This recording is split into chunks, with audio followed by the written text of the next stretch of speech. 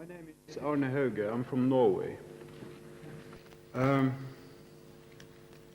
It seems like people today, and especially here at ISFiT, have an almost religious belief in science and technology. But is that so that technology can repair the damages caused by technology? Question to both Norderhagen and Noor. Thanks.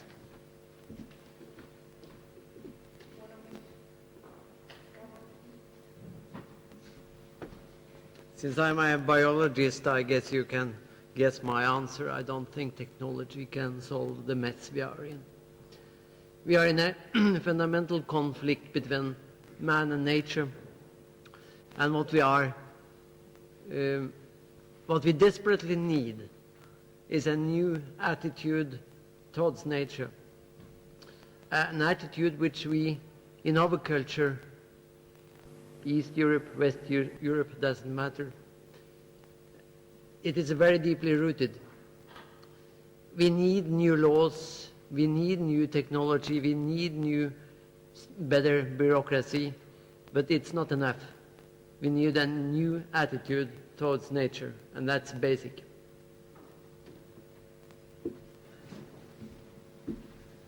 My name is Titus Moser and I'm from England. My question to do with technology concerns what role do appropriate and intermediate technologies play in sustainable development, especially with regards to the third world.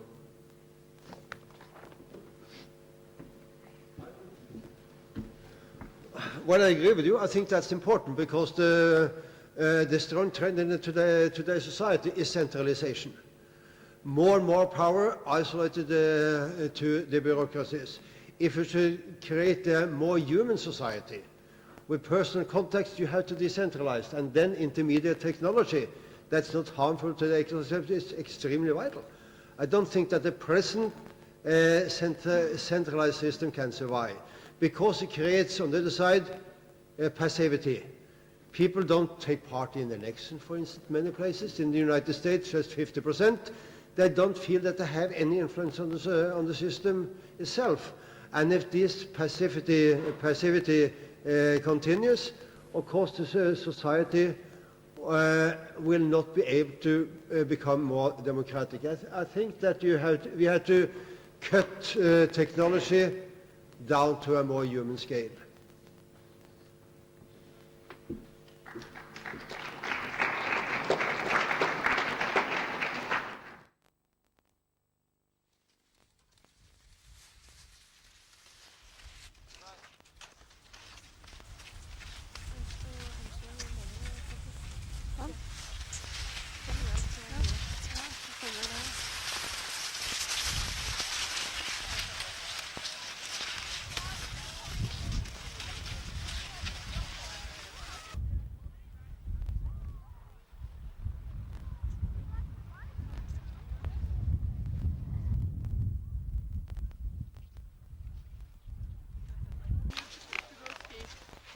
Can I leave my coat somewhere? Because I'm not in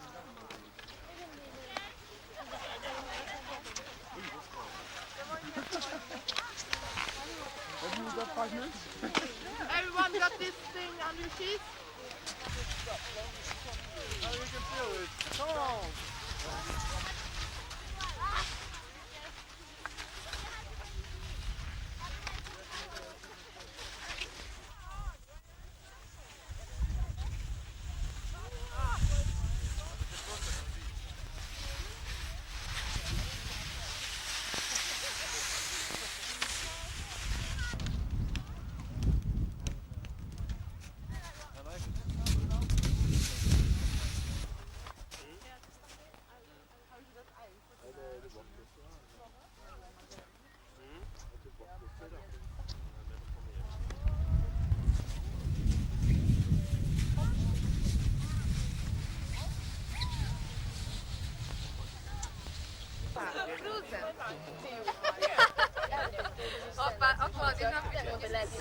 Nagyon vannak a rossz alas.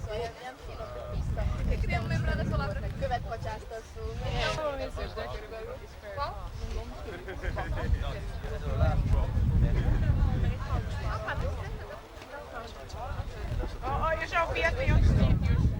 In fact, I expected the festival to be like this. In fact, because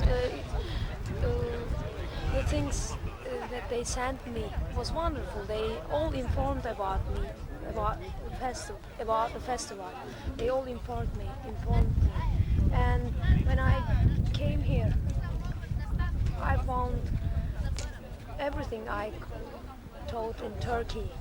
And I came here from Turkey, and I joined the ISFiT trail. Also, ISFiT trail was enjoyable, and I met many friends there.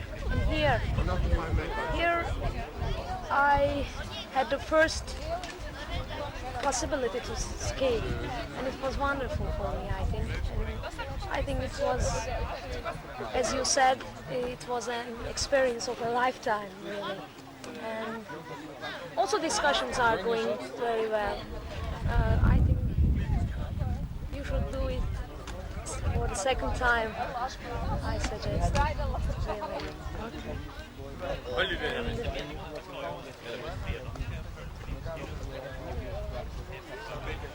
All around, people coming all around from Europe, especially when they are young. It's really fantastic. So I got many friends here, and we love you all. Especially student society is very nice foundation. So in Turkey, in fact, we have some foundations, but not interested in such areas as you have. For example, we don't prepare such night shows, and yes, we make some discussions, but or we are trying to establish some associations. But the one that you establish, it's really great because it has every possibility. If a student wants to discuss, he should discuss. And if he wants to enjoy, he enjoys. If he wants to listen to music, he listens. It's nice, and everybody can find whatever he wants. And I think one thing that I can suggest you that you should make it for the second time, and it would be better. And maybe another suggestion should be that the discussions are much shorter than I expected. But anyhow, people here didn't come only make discussions, and they only came here to have such fun, and everything are going well. I liked it. And what do you think is the most important with the festival? The most important thing, I think the most important thing is to discuss about to discuss under those topics. For example, I'm discussing under the topic 6, and we're discussing the reunification of Europe. So we have many friends who came from Eastern countries and also Western countries. And for example, an Hungarian friend can express how the things are going in Hungary, and an East German friend can explain us how the things are going in East Germany. So, for example, from Turkey or from Holland, from Austria, people can see the problems from different points of view. But they are living there, and I think they can explain us how the events are going. And for example, we have such friends from Romania, and I had possibility to know a friend from Temesvar, and she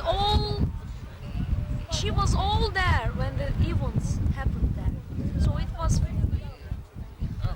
I had the possibility to learn about, and I had the possibility to learn about her observations. So the most important thing is discussions, I think, because in these years, especially youth, youth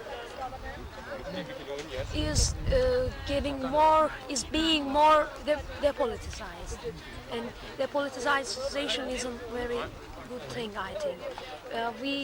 We have to get, and we have to have such ideas about the politics, economics. We have to talk about judicial problems, and I think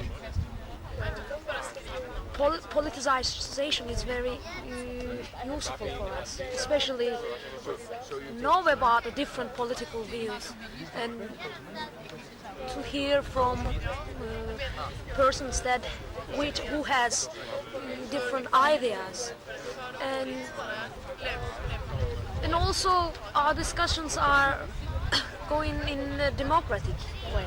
Everybody can say whatever he wants, and everybody can express his ideas. That's very good thing. And the second thing is I think academic seminars. So we can learn, and we did learn. For example, last night I joined the meeting and I joined an academic seminar. It was nice, and I learned lots of things there. And the third, maybe the first best thing was the opening ceremony. I really liked it. And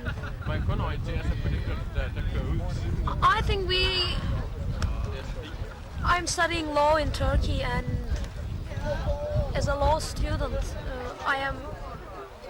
I have to be interested in such areas as politics, as economics. But here, I had many friends. I had many friends also studying law, economics, music, art, history, but everybody was talking about under a topic, reunification of Europe, and the possibilities, or is it a dream, or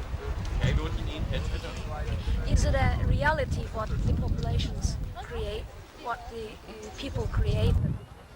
So I think we will create a conference report, and we are making such contribution to it, and it will be nice. We will leave something behind us, and maybe we will show, and we will make some sounds in the world, and it's nice, and it will be in a peaceful way, and it would be great, I think. For example, yesterday we talked about the two Germany and their reunifications policies, and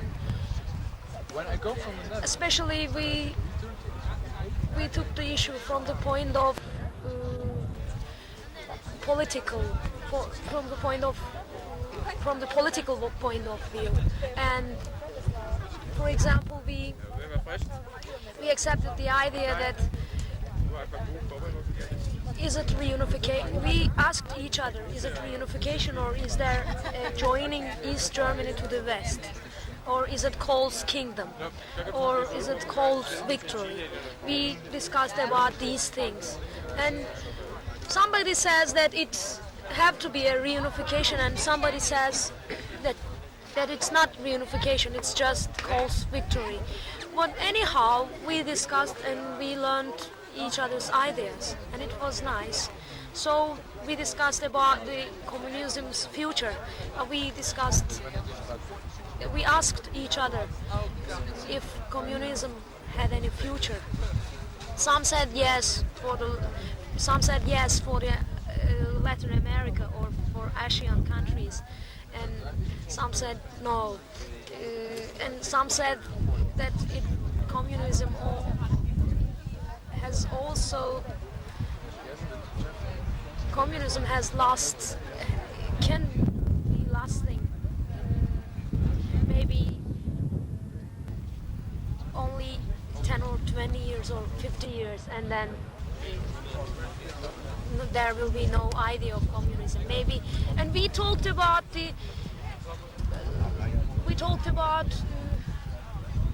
socialization of capitalism and capitalization of socialism, and we accepted that in the new world and for the common European house, socialism had to be capitalized and capitalism have to be socialized. And we exchanged ideas, and we talked about the foreigners' problems in the other countries. For example, problems of Turkish people in Germany. And after those movements in Romania and East Germany and in Poland, we talked about their influences on the other countries, except Germany, except western side of the world.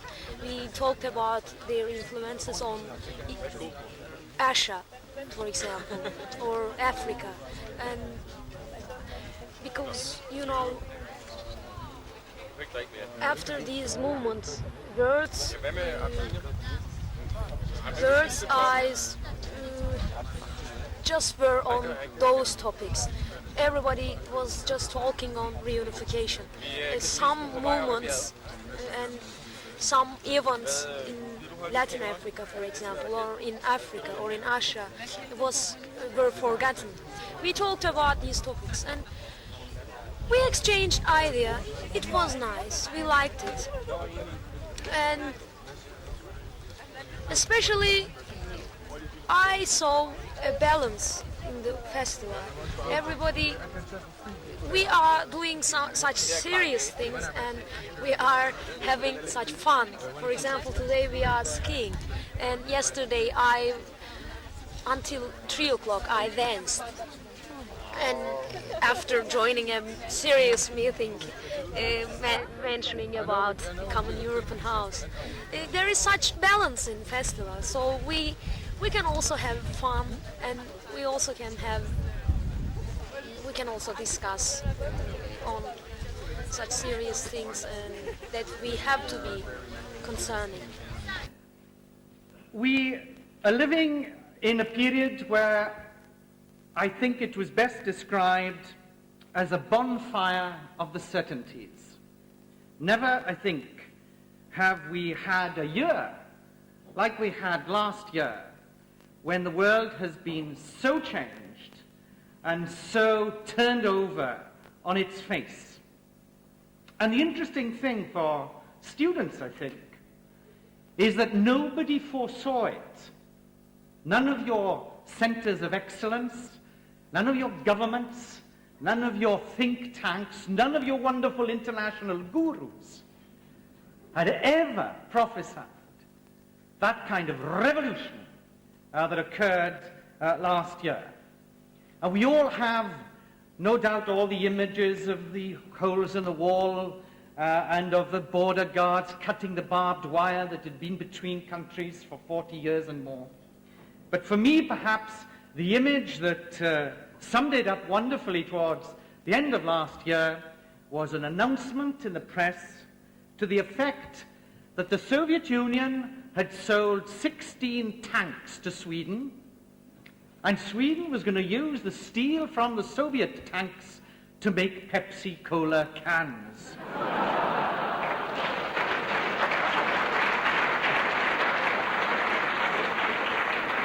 Now that really is the revolution. Now, of course, it's raised all manner of questions as to what's going to develop in the future, and the geography that surrounds us now in the geopolitical scene is not clear at all. There are images here and there are faint developments in the mist, but nobody could prophesy what the shape of the new Europe will be, say even in 5 years' time. And I want to suggest only some scenarios from an AF, or the European Community's point of view, what we think at the moment. But nobody has any real command of what is the gospel truth. There isn't any at the present time. Now, I think there are 3 possible scenarios for relationships between the old Western Europe and Eastern and Central Europe. The first scenario is that the European Community continues quickly down the road towards economic and monetary union and political union, which it achieves over the next 5 or 6 years' time. That could present certain problems for the UK, if Mrs. Thatcher is still there. No comment.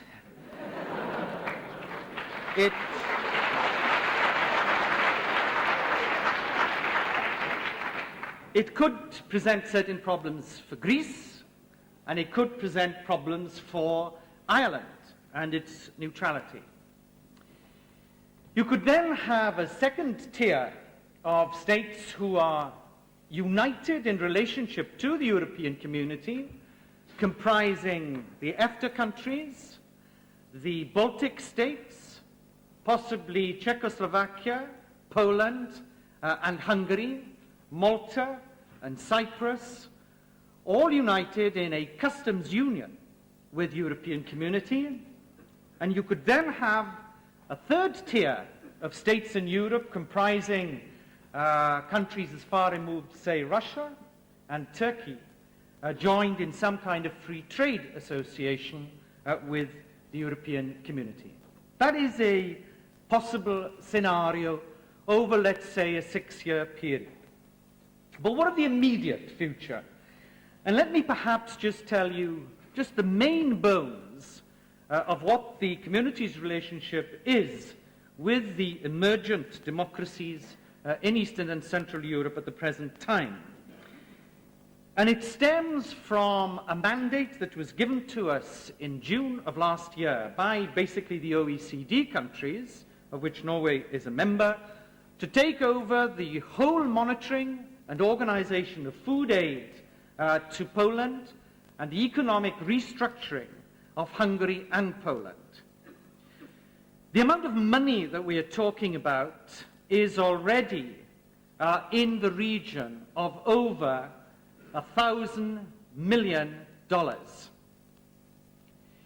That mandate is going to be extended in June of this year to include the same exercise by the Community for Yugoslavia, Romania, Czechoslovakia, Yugoslavia, and East Germany.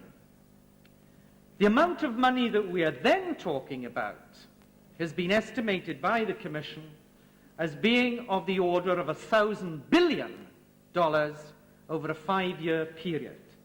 We are, in real terms, talking about an exercise which has the magnitude of the re-establishment of Europe in the immediate post-war years.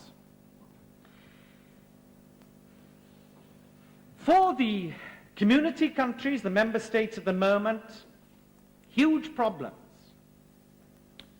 We've achieved a great deal in a comparatively short period of time. We're pushing ahead for political and monetary and economic union.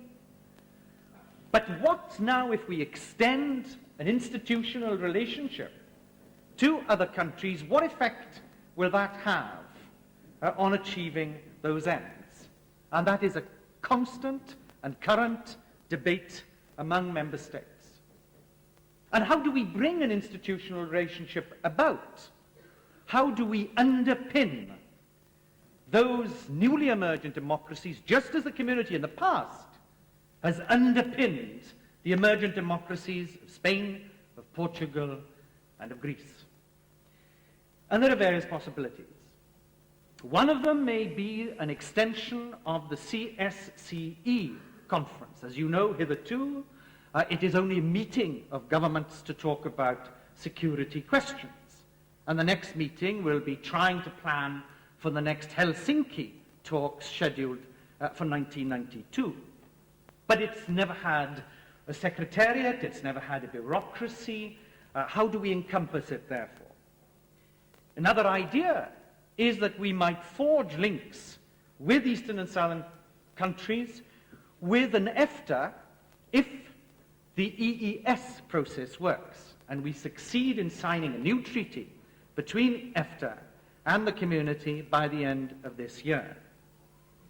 And finally, it may be that whatever we want in the community countries, those newly emergent countries could follow Hungary's lead of last week and demand full membership of the European community as it stands at the present time. That is the debate that is now ongoing. How do we achieve that kind of architecture which will stabilize the political situation, which will bring the Eastern and Central European countries into the same kind of ambit of economic performance and welfare that the community has achieved, and what do we do about defense? The Warsaw Pact is in terminal decline. The debate about NATO, even from its immediate past, Secretary General Lord Carrington of last week, is that it must be transformed in the short term from a defense organization into a more political organization. And how do we respond to a request from Hungary or Poland or Czechoslovakia for membership of a NATO which becomes a political rather than a defense organization? There are many more questions than we have answers at the present time.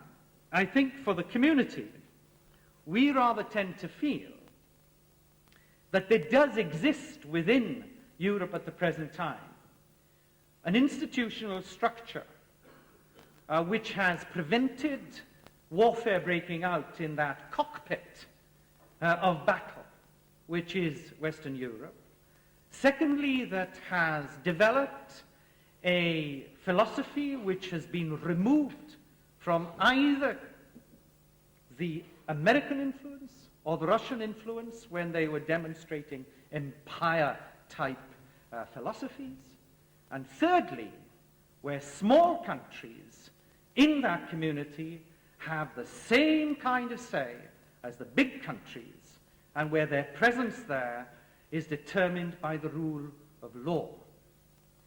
Now, if that already exists, I think it is understandable why countries like Hungary should want to have a full participation in something that already exists, rather than trying to imagine other scenarios which might come about. Let me finish, because I've only got 10 minutes, by talking about a Welshman called Dai. Dai had a Model T Ford car, an old banger, and he'd had it for 50 years, and one cold night in the heart of winter in the Gower Peninsula in South Wales, he was driving it up a hill, and suddenly the brakes went. Down the car went over the precipice and plunged, or was plunging into the ragged rocks and raging sea underneath.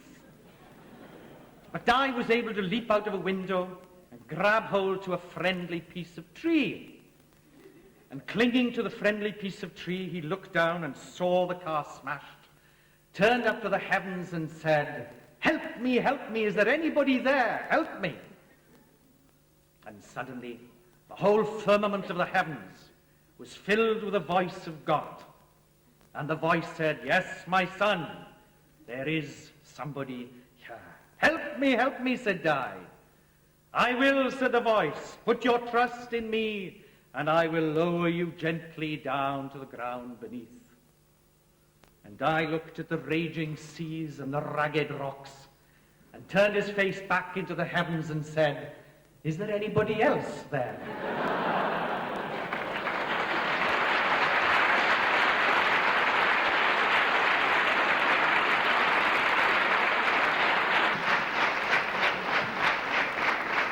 Elisabeth Stalin, our next guest speaker.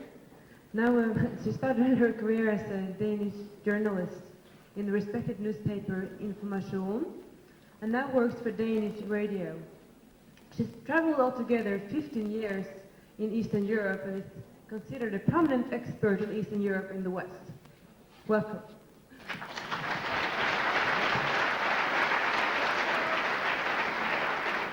Thank you very much, and I can also, from that background, say from personal experience that Europe has changed completely, and so has the work conditions of the press. Sometimes I must catch myself in thinking back to the old days with nostalgia, as for example during the very lovely revolution in Czechoslovakia.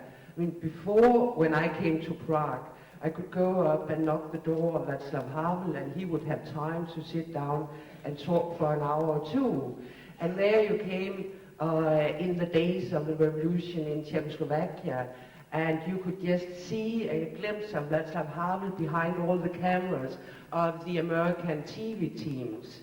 And the bad thing about it that we talked about, we Western Europeans who have been traveling in Eastern Europe for so many years, was the stupid newcomers coming into our field, like the Americans there, who could only ask the question, what about Dubček? Because that was the only thing they knew about that country, because they heard about it a week before. So, but this is just some of the questions that maybe on a bit more serious level also pose new problems in understanding what is really going on in Eastern Europe. I totally agree with Belinsky that maybe the difficulties and the differences are more important than talking about the common European house.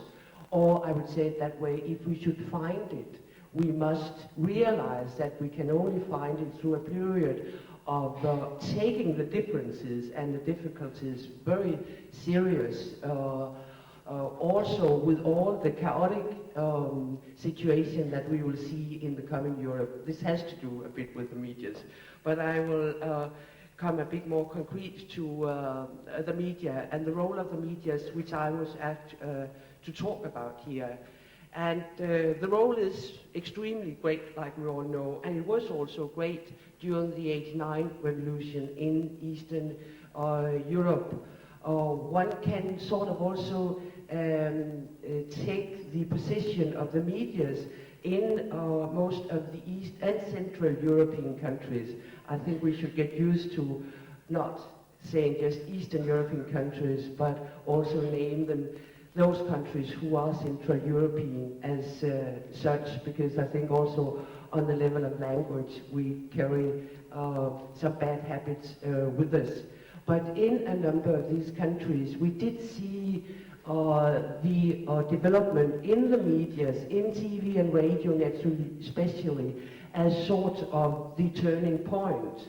I was of the impression in Prague in the days where we did not know yet whether it would be a bad end to the mass demonstrations at the Václav Square, where we did not know that. The breakthrough came when TV started to cover directly what was going on at the demonstrations, where for some days the leadership of the TV tried to stick to the program which was written in the newspapers, and there was a lot of struggle at TV and radio. All of a sudden it turned completely, and the focus of the TV was on the street all the time. At that point, even though the old regime had not given in yet, at that point I felt anyway, and I think a lot others felt so, now they won. Now they won at the street, because now what they are saying is being carried out to the whole country. And it was also at that point in Romania where the people took over the control of radio and TV, that you sort of could say now the breakthrough is there, because they have sort of the most powerful weapon they could have in those days in Romania, as they did not have very many of the classical weapons. That was the most powerful weapons. So no doubt about that we are speaking about an aspect of the life in Europe which is very, very important and will be also in the future. I do think also that when radio and TV in Central and Eastern Europe has played such a great role when it started speaking the truth and starting letting the opposition come through the medias, it also has something to do, of course, with the long period where people lived with dull TV, dull radio, and where they desperately sought to get what they could get from Radio Free Europe, from Deutsche Welle, and all these other broadcastings from the West. Broadcastings who in a period, we can say, played also a negative role as tools in the Cold War, and not also in the most democratic sense, but in the last very many years became a very vital mean of information for people in Central and Eastern European countries, with a censorship that prevented them to sort of produce something themselves in their media. Of course, that background has to be taken into consideration when we now can point out that radio and TV had an enormous role in all the revolutions that we have seen in the area. One aspect which is also interesting to watch is that some of the cultural activities that we were formerly praising some of these people for they are degenerating now. When I was in GDR last time, I talked to authors and actors who were complaining about that the theaters were empty. And when they have authors' evenings where people used to stand there in big crowds to get in, I mean, they were sitting now just together with their co-authors and talking in a small club. So many people sort of point that out as a negative consequence of what is happening, that some of the traditions of really caring for cultural events can be destroyed. Of course, it does hang together with the fact that TV now is worth watching, and radio is worthwhile listening to, and newspapers is worthwhile reading. I mean, people don't have the same time any longer for cultural events, for going into theater, if they want to follow what is going on in the medias. So, from my point of view, it cannot be taken as a permanent lack of a cultural tradition, but as something very natural coming out of the fact that medias are beginning to be real medias also in that part of Europe. Of course, there's also now dangers, like we see it in Romania. Here, a lot of the opposition parties are complaining about the fact that the same people in TV who were praising Ceausescu before, they are now reading stories where they are praising the Front of National Salvation. And this does hang together, of course, with the very problem of the very question, is the opposition always ready to really democratize the medias when they get the hands of them and crush the old monopoly of the medias? From my point of view, at least this is what also people in Central and Eastern Europe should fight for, the total freedom of the medias. And in that context also, even though it does have negative consequences, I don't think it is too lovely to see Murdoch and other big Western giants in the medias rolling into Hungary and other Eastern European countries. But I do think that it's to some extent is part of the game, that we will see that also in a period to come, and that we also will see in this area some very bad papers, like the very bad papers we have in our part of Europe. And I must say that I do think, after all, a Murdoch paper is an advantage when you compare it with an old party paper. And it will exist side by side with the medias that are also created independently, and which I hope, and I think a lot of them, will be able to develop on independent terms and not in imported terms.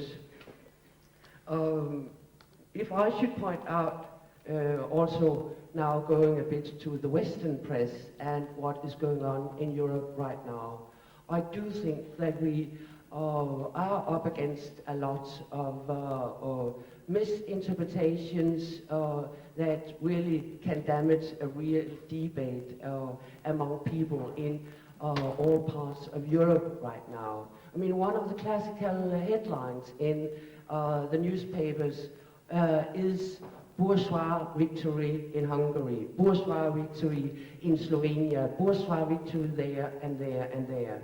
Of course, it is a total defeat of everything that calls itself still socialist and everything that has to do with the old regimes.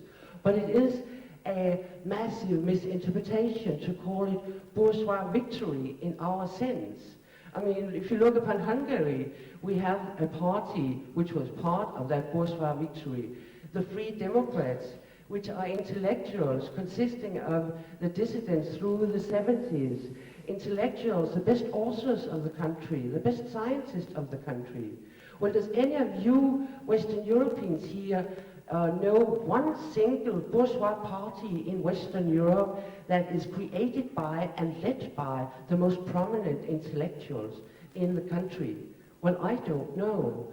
I can't point at any party of that kind. I think it is exactly the same if we look upon the present president in Czechoslovakia. Can any of you point out a Western European country mature enough to, in that sense, politically mature enough to carry in the most prominent intellectual of the country as the head of the country without having been dragged through different kinds of dirty political games? Well, some could argue that when it really becomes a democracy, maybe Václav Havel does not have any chance. But I do see also the fact that he was appointed a president at this stage as a symbol of something that we could learn from if we really understood what was going on. And here, of course, the role of the media are very crucial. And it is a disaster that most of the headlines are bourgeois victories. When we do see something come through that we could, on that level, learn, on the cultural level, learn an awful lot from if it was used to open up for a real dialogue. I also think to point out another aspect in the Western media, and that is the tendency of always looking upon the Central and Eastern European country as those poor guys over there who don't have any money, and we should come and help them. We shall come and help them. We must come and help them. There's no doubt about that. But if we don't understand what they have of qualities also to bring to a common European house, then we will never be able to help, and then we will never be able to create that common European house.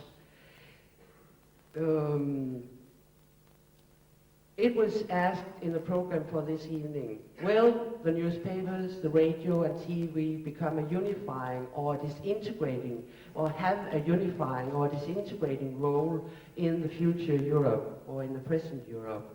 I would answer to that question put in the program, neither nor, and also both and. But I would stress very much that I don't think that we as press people should take upon our shoulders another role than reporting the truth and trying to bring forward to the public the elements necessary to take their own standpoints. I was a couple of years ago in Moscow, where a lot of editors from Western Europe were invited. Very interesting conference, where they certainly had invited a lot of very critical people from Western medias. And the theme was the role of the press in the common European house. The people that they had invited showed that it was very different from what it was in the Soviet Union before. But some of the things that happened there was not too different, because when we tried to question all these very prominent Soviet officials that they put in front of us to answer questions about what the concept of Gorbachev of the common European house really meant, when we asked them critically, then some of the Soviet journalists got upset about us. I mean, we were apparently there to show solidarity to the concept of Gorbachev instead of asking questions really to know what he meant about the common European house. So there was still the concept that you could tell journalists that they should play a certain role for certain concepts. And if there's something we should not do, that is exactly it. Oh, well, yes, sorry, I took too many moments. I think, of course, that the press and the media can add to stabilizing a former future architecture in Europe, but I think they can only do it by acting independent and acting according to the principles of always telling the truth and go deep into whatever matter in Europe. Thank you.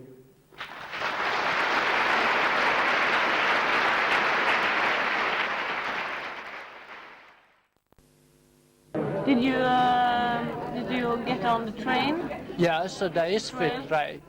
Yeah. We didn't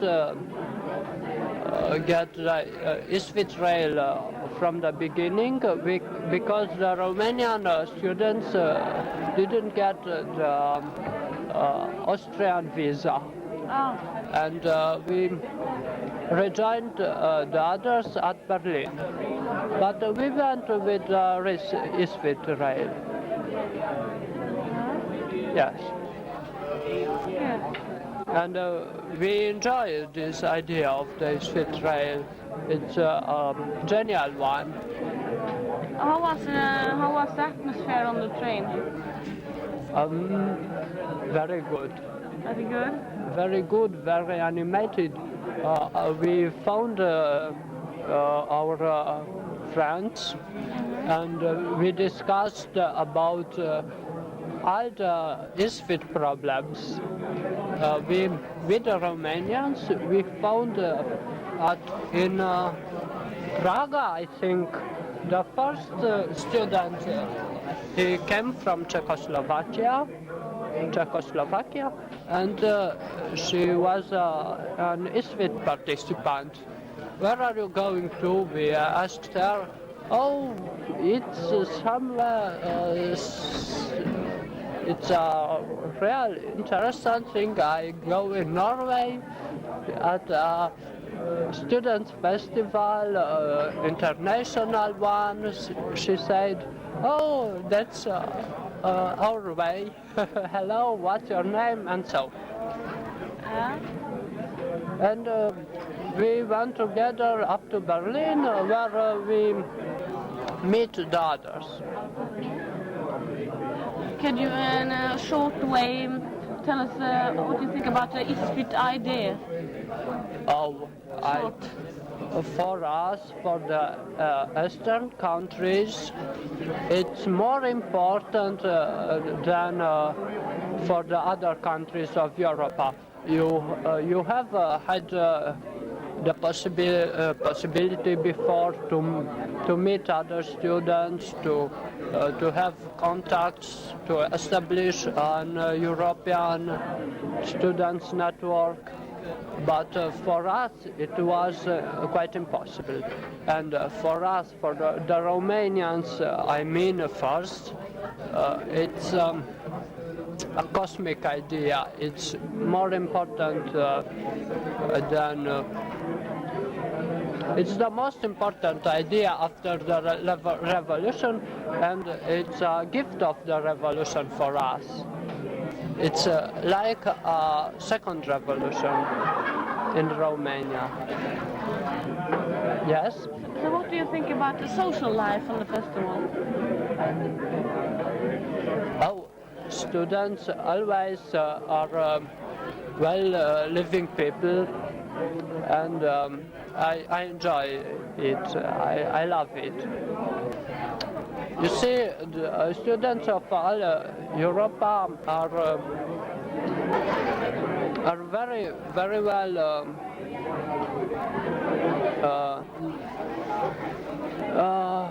connected here. It's a real good international life in Trondheim. Trondheim has become the European center of the students, I think. What are you going to do afterwards when you come home? Oh, I will think to the idea of a second ISFiT at Timișoara, if possible. It's the town of mine, and it has a university. Trondheim, Timișoara, you can live the final T the same. ISFiT. T from Trondheim, T from Timișoara. but it has to be a second ISFiT. It must be. It's an idea to continue. Thank you.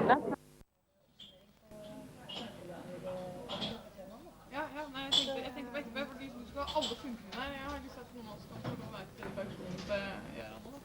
Jeg viss følelse av... Nei, jeg sier ikke alle. Det er veldig synd at det blir bare for deltakere og ikke for... Men altså, det bare må ha bare mange søkere. Jeg sier ikke alle. Vi kommer å ligge litt på en administrerende hovedfelt, men vi må i alle fall ha 50 stykker her. Kommer alle til å treffe sine gjenger før søndag, sånn at de får tatt? Da er det ikke forespørsel, det er en ordre. Det er en ordre, ja. Det viktigste er at vi arrangerer ISFiT og ikke er med på... Ja, fordi nå, det går utover avslutning, liksom. Hvis man ikke er der rundt om, så blir det noe gruppeni og... Det er veldig viktig det Sigrid sier, altså. Vi arrangerer ISFiT, og vi går glipp av noe, men det er... Men så, bare sånn... Ikke problem å få med en deltag, er det ikke det? Nei, men det er ikke rydding som er problemet. Det er de her 4 øktene før som er problemet. Jeg har snakket med en del av gruppelederne selv, de har tenkt å prate med alle sammen for å hjelpe. Men alle andre er det vanskelig for meg å få tak i, for de er her ikke så mye da. Så de må dere prate med. Og så bare sånn, oppmøte er i Royal Electric Garden for alle, bortsett fra de som begynner klokken 3.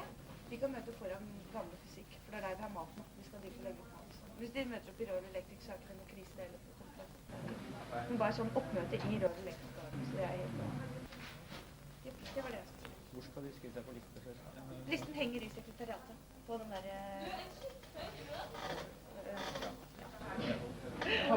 Tannen, ja, bakerst. Ja.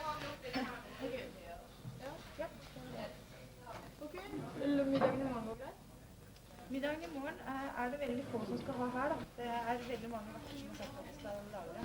Så det er en 50 stykker eller noe sånt som skal ha det. Så det går veldig greit. Problemet er fordi jeg får vite hvem det er da. Jeg regner med at det kanskje er noen som tror at vi skal få middag hjem, og så kommer hjem særlig ikke sånn. Så vi kommer til å ha litt sånn kriseløsning hvor det er mulig å få middag og komme ned hit etterpå da, så de som har vært litt av middag i kveld. Nei, jeg må spørre Per nå. Eller ta med. Så venter jeg til han kommer. Ok, da kan jeg spørre. Har du noe inntrykk av om folk har med seg tøystykker? Det er noen som har det, men det er som å ha med seg mye annet. Ja, skal vi lage det ut av et eller annet, eller hva skal vi gjøre? Fordi... Hva er det du snakker om nå? Nei, fordi på ISFiT-year som gikk ut, så ble det oppfordret til at folk kunne ta med seg et tøystykke som var spesielt for landet deres. Så var det det at man kunne lage en duk, en sånn stor duk til styrke for samfunnet. Man kan ha sånn europaduk. Og så lage noen forskjellige sånne småting og sånn som henger rundt på gjengene. Sånn der var liksom minner fra en gave fra ISFiT til samfunnet. Det ligger en haug ute i sekretariatet med noen greier. Ja, jeg synes det er en innmari god idé, så derfor synes jeg skal prøve å få det til. Det er ikke så mye. Så jeg var litt overrasket på det var. Så jeg liksom bare satt ute på hva som hadde skjedd der. Du tar deg av det i hvert fall. Men det er fordi da må det komme en beskjed ut til alle gruppelederne om at de skal levere lapperettelse, så må det synes. Og det som også går dårlig, det er innleveringen av de der spørreskjemaene. Ja, det må også oppfordres til liksom. Det må vi gjøre på i morgen. Ja. Du må si at alle leverer det der og da, liksom. Ja. Si at vi vil ha det, altså. Ja. Ok. Lørdagsmøte må man bare oppfordre det og si at alle leverer det sekretariatet etter søndag. Nære verter og deltakere selvfølgelig, så ber vi de sjekke adressen, om den er riktig. Og vandrersgutta, det er med deg, Per. Hva skal folk få med seg hjem av lister over... Altså nå sitter vi og korrigerer ennå alle disse feilstavede adressene og sånne ting.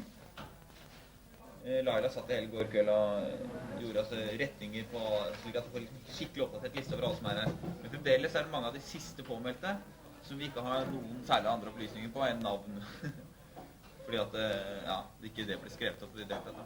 Så i morgen så kan vi kanskje gå rundt i gruppene og ta en siste sånn, er denne listen riktig? Få tilbakemelding, og så lager vi i løpet av lørdag kveld ferdig komplette adresselister på alle gruppene med telefonnummer og så videre. Det skal vi gi ut. Hva tror du folk er interessert i? For å si sånn, jeg er glad at jeg fikk ferdig utlevert adresselister for det kurset jeg var på i sommer. Men jeg tror ikke det er noe viktig for folk å få til 500 mennesker, eller 410 mennesker som vi er nå. Blir ikke det for mye, er man ikke kjent til så mange mennesker? Så man bare skal gi... Ja. Jeg forslår jo alle, altså. Nei, for gruppene, de har alle, ja, men de kjenner hverandre litt på krysset fra landet, ikke sant?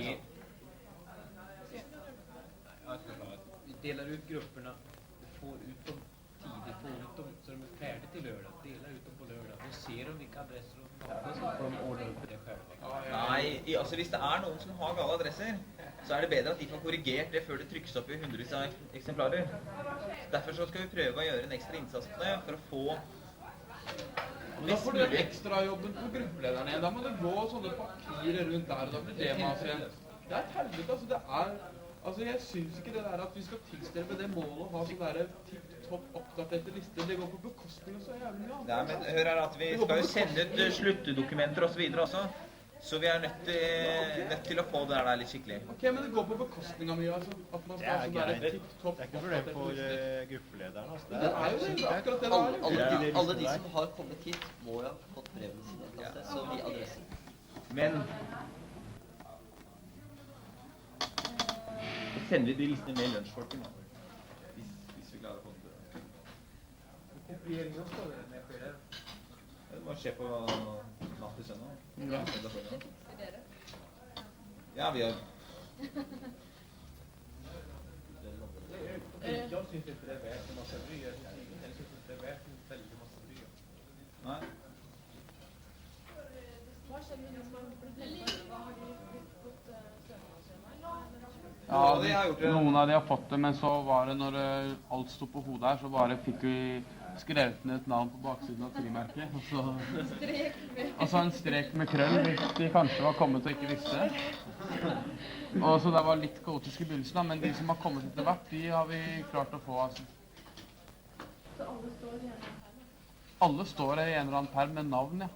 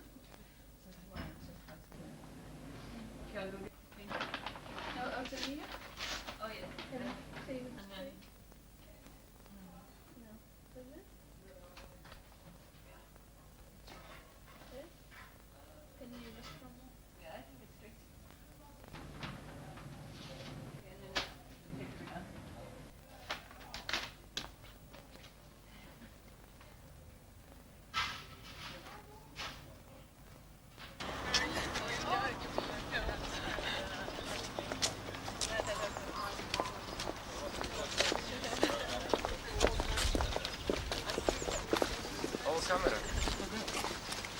Proszę cię. Dobry, zaobilazio plagu.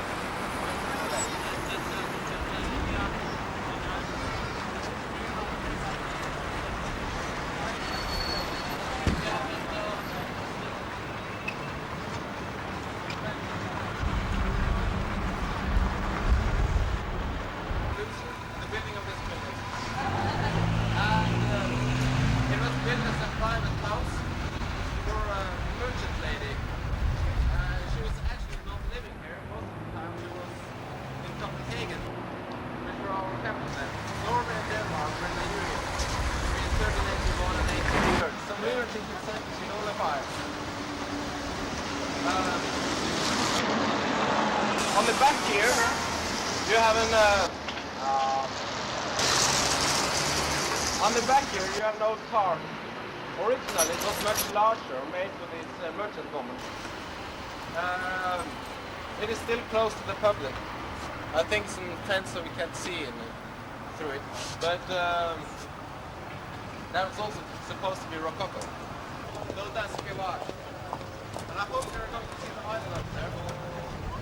That's also an execution ground in Trondheim. That's where the slave was supposed and the farmer lost his head. Behind yourself, dat hij niet zit zo. And then take that off. And I take everything. Filmet dere her, nei? No. Perfect. Mm-hmm.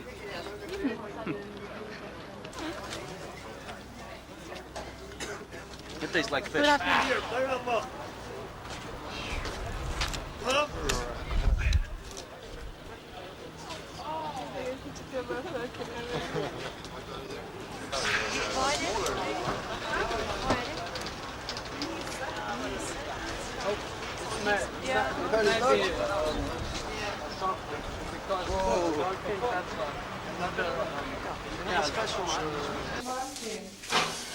With this shape, like I kind of know it. What's that? Samma att vi är smart att ha. Yeah, but It doesn't look like that. What's yeah, it looks like this. It's quite good. What's that? What is that? M-A-T-T-E-R-H. Matterfarm, yes. That's my favorite spot in Switzerland. All of these chocolates. And it's covered with snow. And it's not a good thing. And Schweizer. Paint a Schweizer. I can't paint a Schweizer. Oh, it's very simple. Very simple. Okay, show me. Like, yes. So. Just så dimensional är bäst.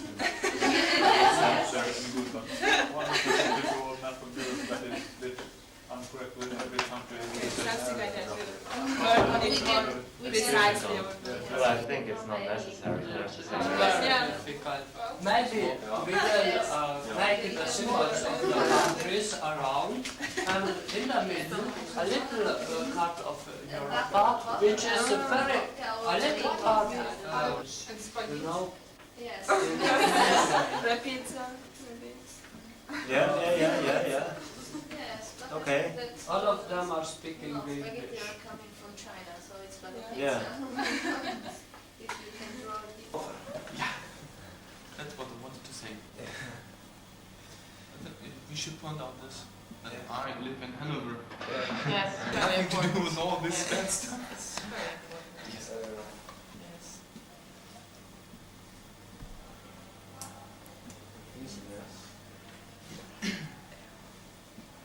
And I think there's also a danger of pushing through the EC and not taking care of the Eastern European countries. I'm not expressing myself too good, but if we're just looking at the EC now and don't think about the democratic development in Eastern Europe. Well, it's this step-by-step thinking. First making an EC would be these states that are now members of the EEC, then probably the Eastern European countries can become member of the EEC, and then solving the whole problems in Europe, and then we're going to watch what's going on in the development countries. So this very dangerous step-by-step thinking. First we have to do this, and then we have to do this. And not to have this global view. Maybe we can sort of wait with 1992 and wait for the Eastern European countries to... It's not a reduced viewpoint of it to say that in fact it will be step by step, but at the same time we will improve the economy in Eastern Europe. Yeah, we should perhaps say something about Eastern Europe and the EC in the pocket integration East-West. Yes. I think that's the place to put it.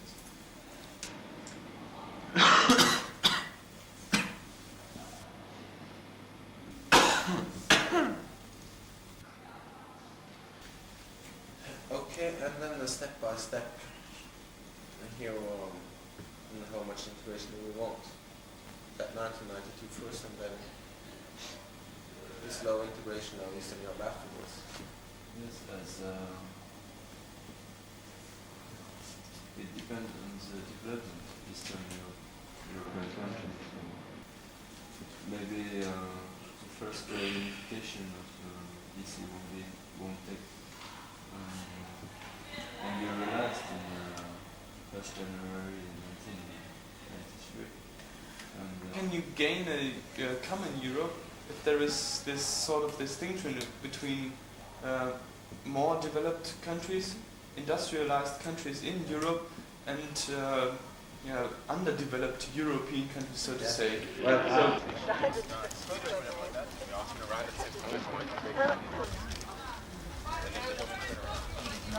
Yeah, and I think... Er det dat som bør? Ja. But I especially brought many pictures. You really did? Yeah. I have those too. Sie wollen ja gut. It's on stage, you know. Where is it? I'm glad I'm not here because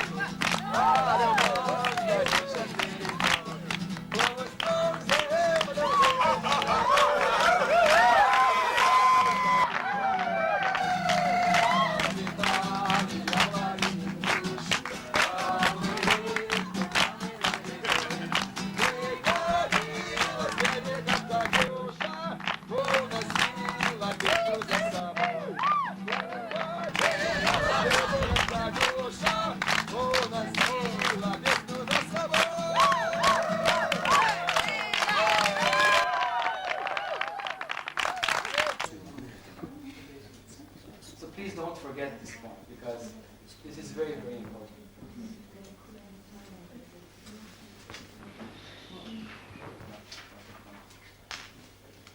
Yes, shall we start with subtopic 4? Students' organization activities. I want to hear what this group has found out. What did you discuss? Please, everybody listen. Vladimir and... Thank you. Yeah, sorry, just a moment. I have one small problem. I mean, no, because the president is going to the tournament, I mean, obviously, I agreed to have 11:30 some kind of bilateral negotiation. Then I will have to leave for maybe an hour. Mette is coming here, and I think she's going to sit here a while. So, but we have agreed to have a discussion here. Yes. So then I'll have to leave. Right. Okay. For some. Well, I think she's going to sit here a while, and then when you can leave with her. What you have to say. Can I hear one from the group? What have been discussing? About how maybe the students can interfere in the society, I guess. Yeah, and what did you find out? We just found we were just I think just really hard to get people to have the same opinion, because everyone has his own opinion, and the country has a particular problem. In each country you don't have the same problem. So how can you find a solution?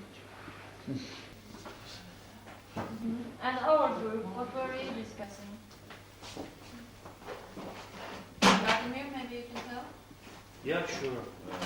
We were trying to finally get to the topics which were indicated in this paper, but it was so difficult to come down to this topic because everyone was trying to speak on the problems which were of their interest, like media and like how students can be apolitical, which is not so much indicated in the paper. So everyone was speaking on what he or she considered to be interested for this personality. So unfortunately we didn't have any kind of structuralized discussion. We just sharing the opinions on everything which we thought could have any, anything to do with the topics, which was not the case. Rod or Silva, do you have do you think you can express a part of the things you've been discussing?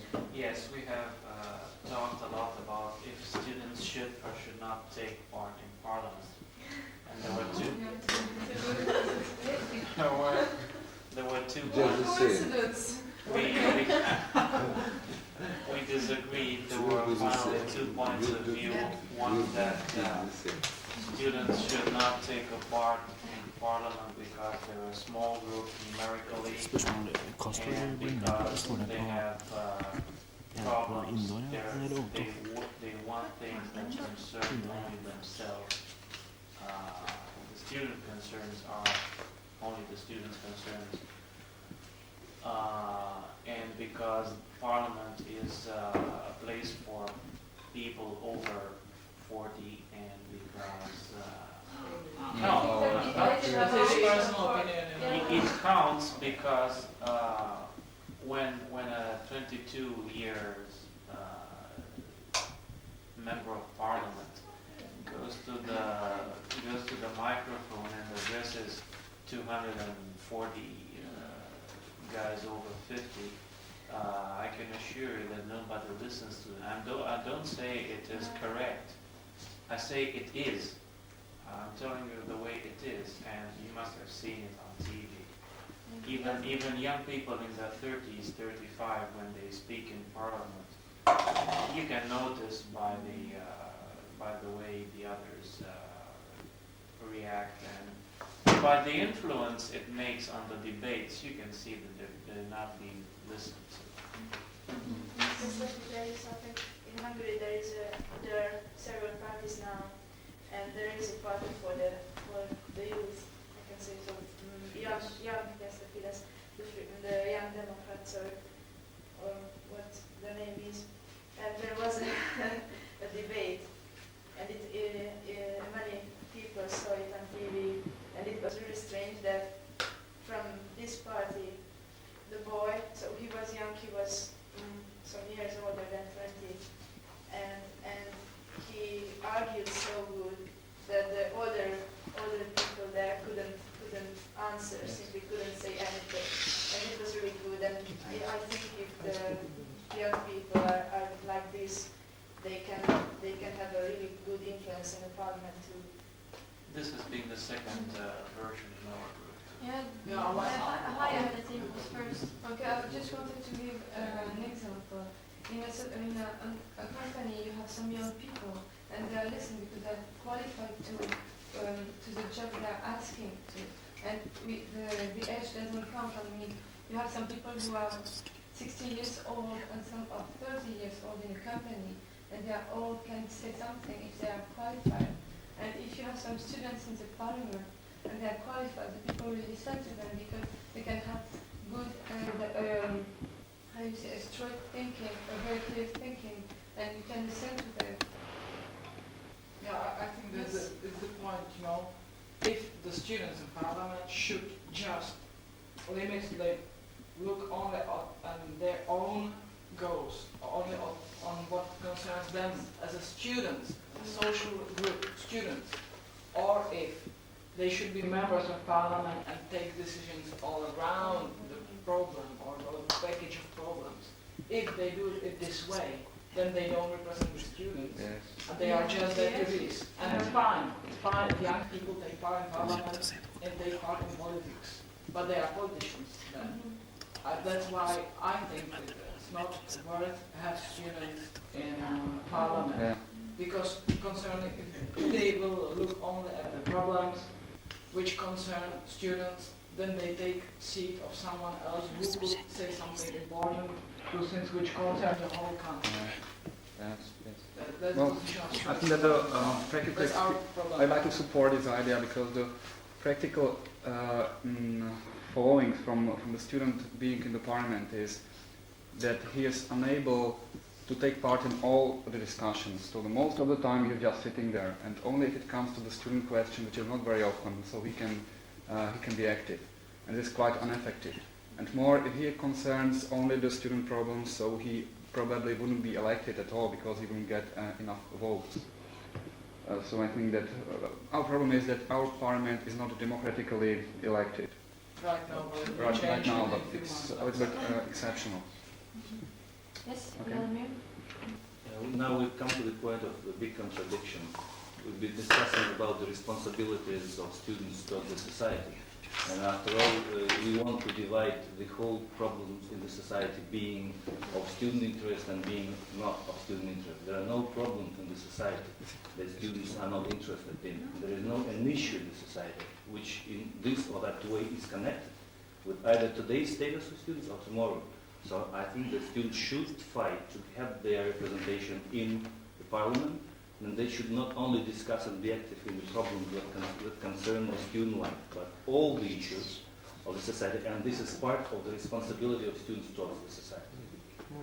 Yeah, I think that it will be hard if you have students in the parliament and who has also to take some decisions about maybe economical decisions or social decisions because they're not qualified. The people we elected, they know about it and they are more qualified than the students. And maybe what we can do is the students are elected. Some students will be elected by a group of students, and then they can talk with the Minister of Education and say what they want, I mean, which kind of reform. And then the Minister of the Education has to go to the Parliament and talk about it and try to combine the ideas of the politicians and of the students. And then when they find the result, he asks the students again to his desk and he asks if they agree or not, you know. And by working like this, they can find an issue maybe to the problem. I don't think it's a really quick way to solve problems, because if you talk to the Minister of Education and he talks to other people and this and this and this, maybe the problems will not exist. So when they find a solution, there will be maybe another problem, a new problem. There will be always problems, but it takes time to solve problems. You can do it just like this. I mean, when you go to the parliament, you'll be surprised that for days and days to find an issue. And it's not like this. They don't take like this a decision.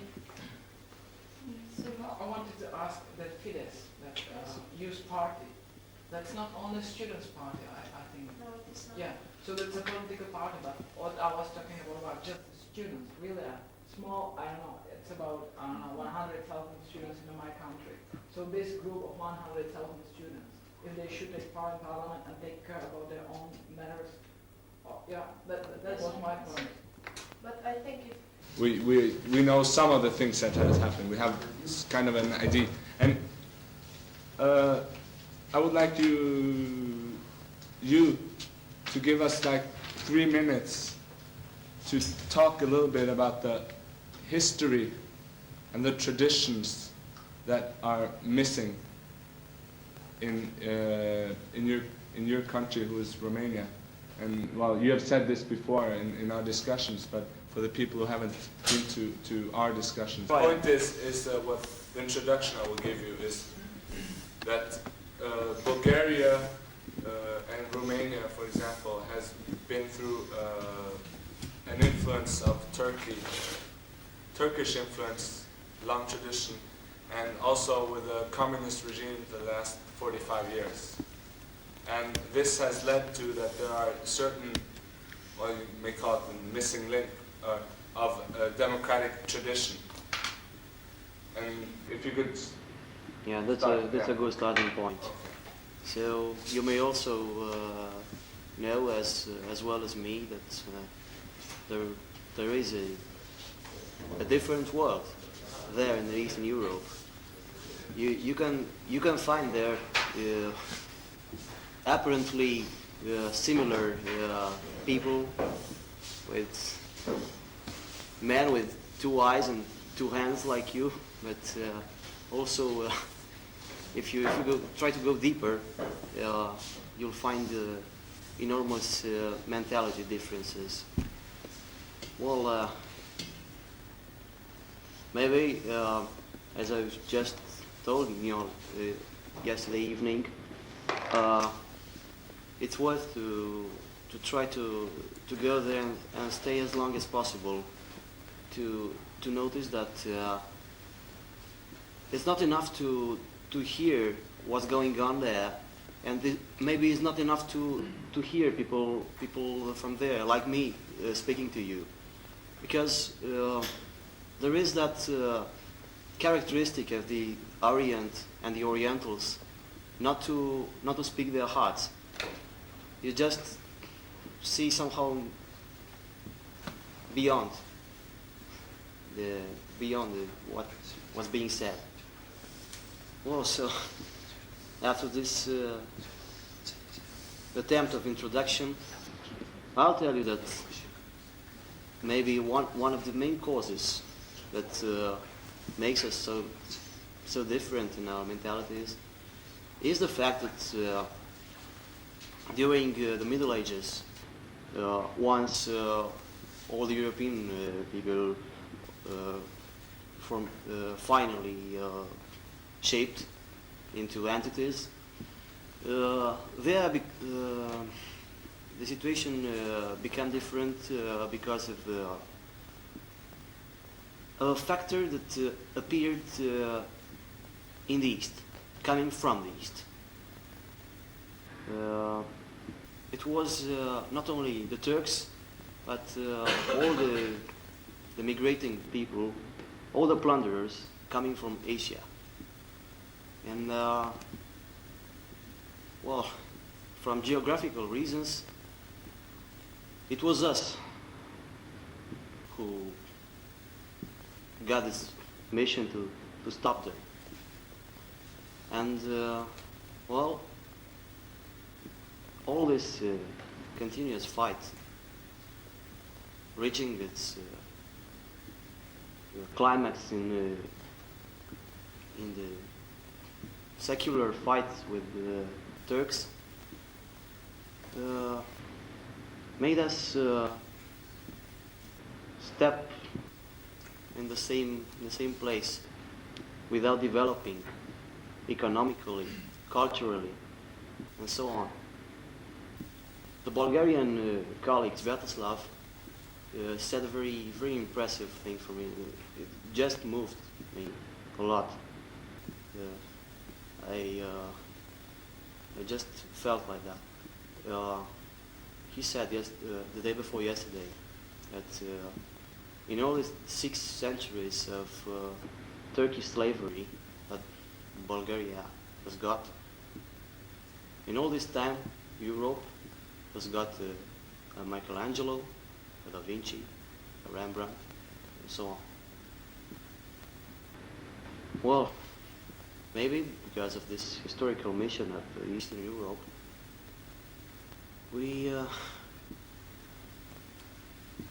we just become different of you. We just developed separately, not only economically but even mentally. And that fact contributed in quite a high degree to the gap between us and you, because there is something that I should call a collective guilt of the West. The fact that it is a fact that the Western countries left us alone in this fight, and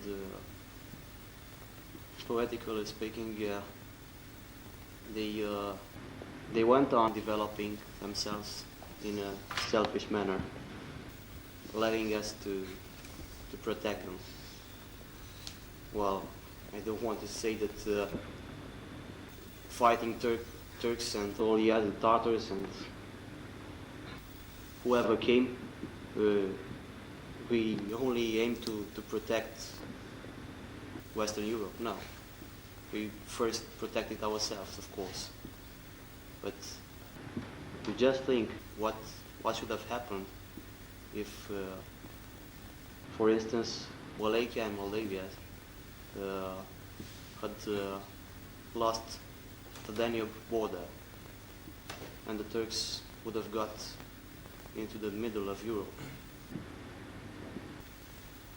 Just think, we would have had all these economic and cultural values.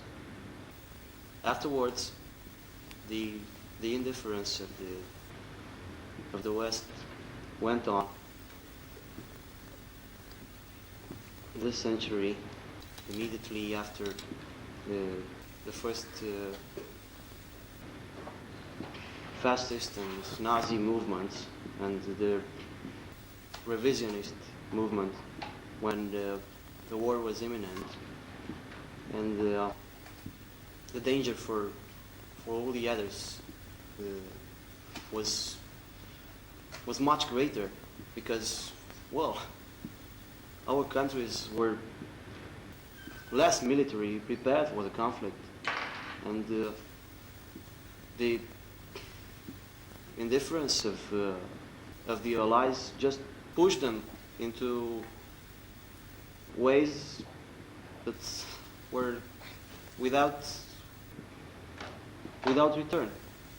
So the situation went on, and finally came the Yalta Treaty, when Europe was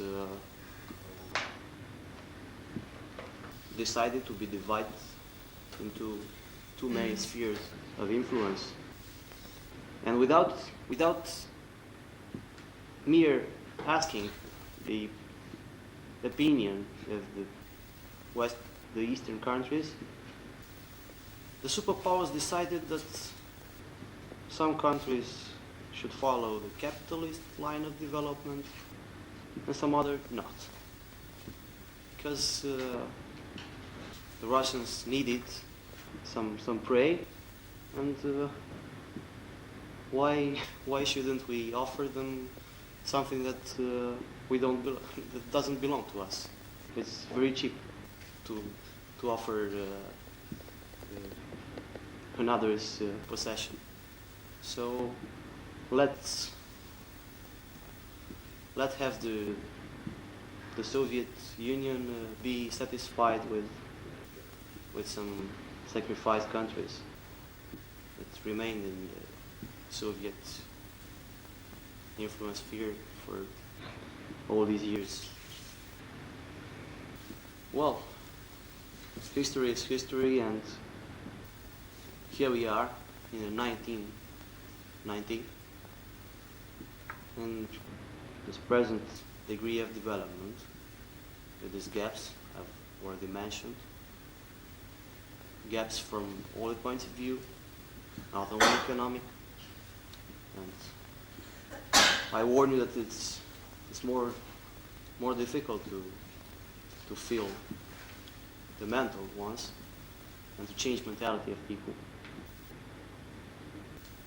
And I just want to tell you that this cannot be helped by material aids as it was tried. You don't help at all sending in Romania trucks with cans. We don't need them. We only need to be understood and help with contacts, with sympathy, and with more involved assistance.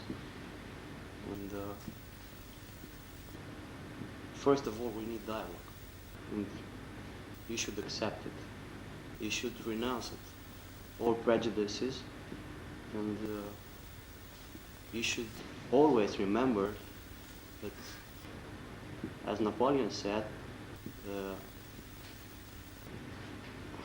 you should forever put yourself into the place of the partner to better understand what he thinks, and to imagine what will be his first movement. And I tell you again that it's very difficult for you to imagine what we think of everything, because we don't express our feelings. We are very impenetrable people. We can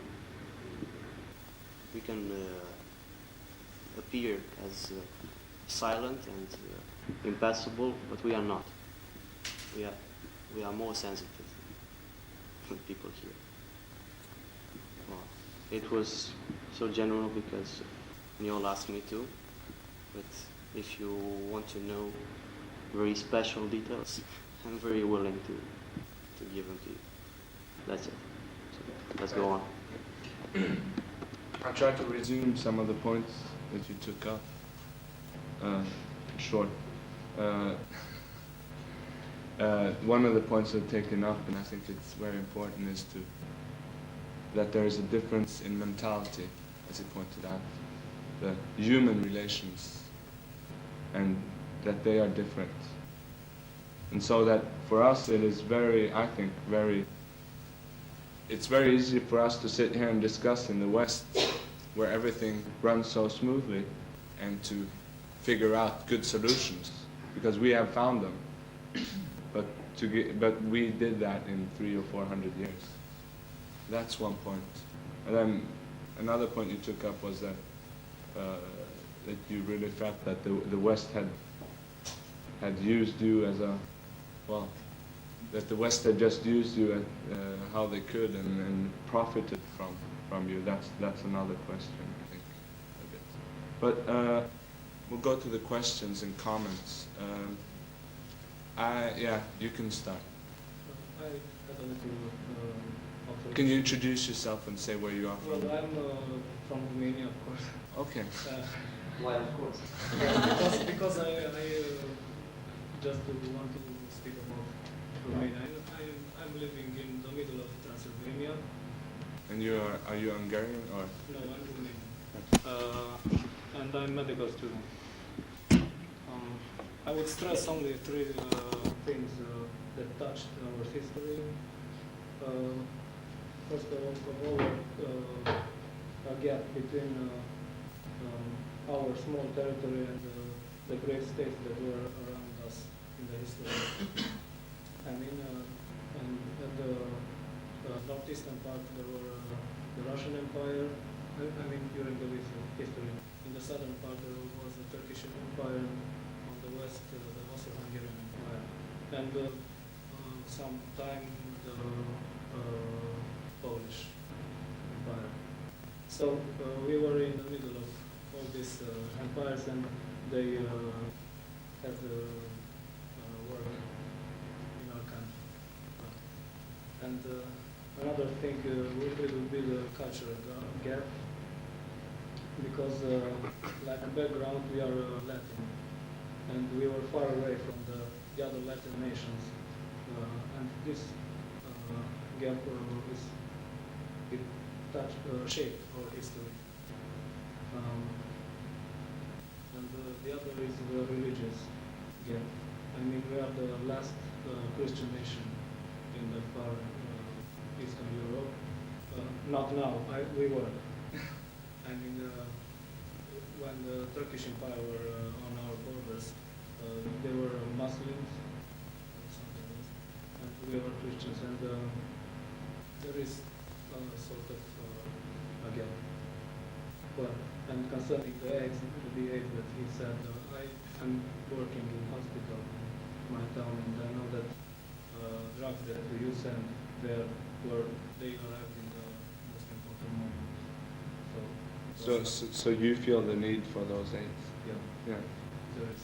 I mean, but we have to develop our own economy. But we are too weak yet.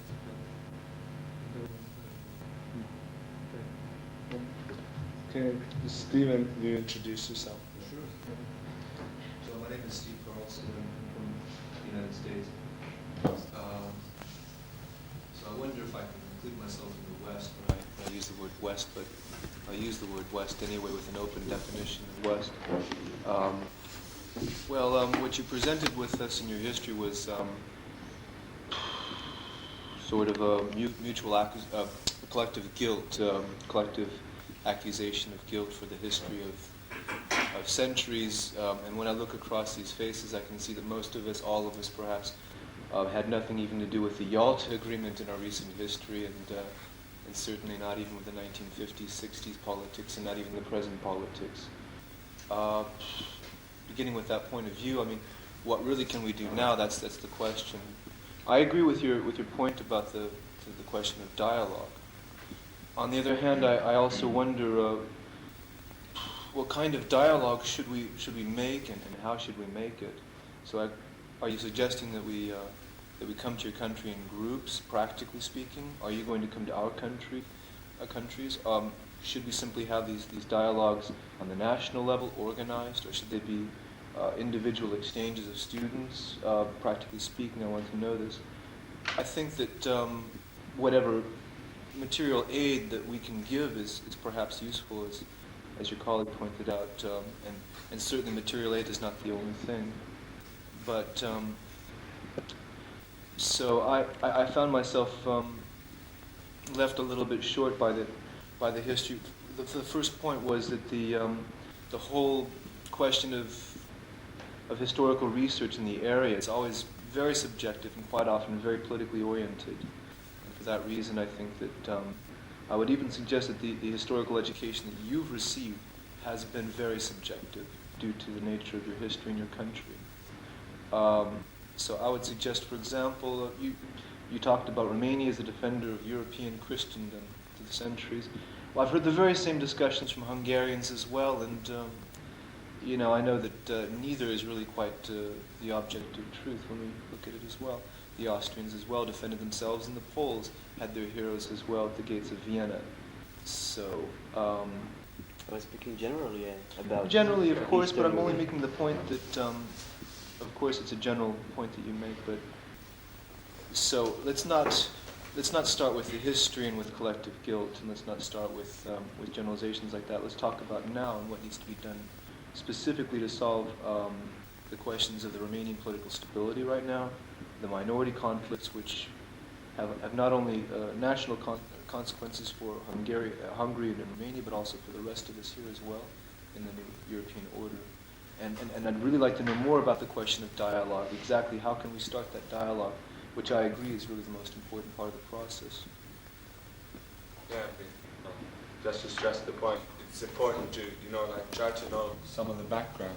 But what is important for us as students and what's slogan as ISFiT is to try to do something. So, are there any more questions, or can you maybe answer that, or on the student exchanges? How should we do it in the future to move on? To move away from the history. let's try to find together. I forgot to introduce myself. My name is Sorin Dragan. And you're from? Where in Romania are you from? From Transylvania. Right, Cluj. No Cluj. Right. It's just a small town in the mountains. Petroșani. Yeah. So, I think we can try both variants that Steve just announced. The possible exchange at an individual level, or at a little more increased level, groups, both sides. Like a parenthesis, I just tell you that it counts enormous for me to be here now. It's the first time leaving my country, and I shall be quite changed after this Norwegian visit.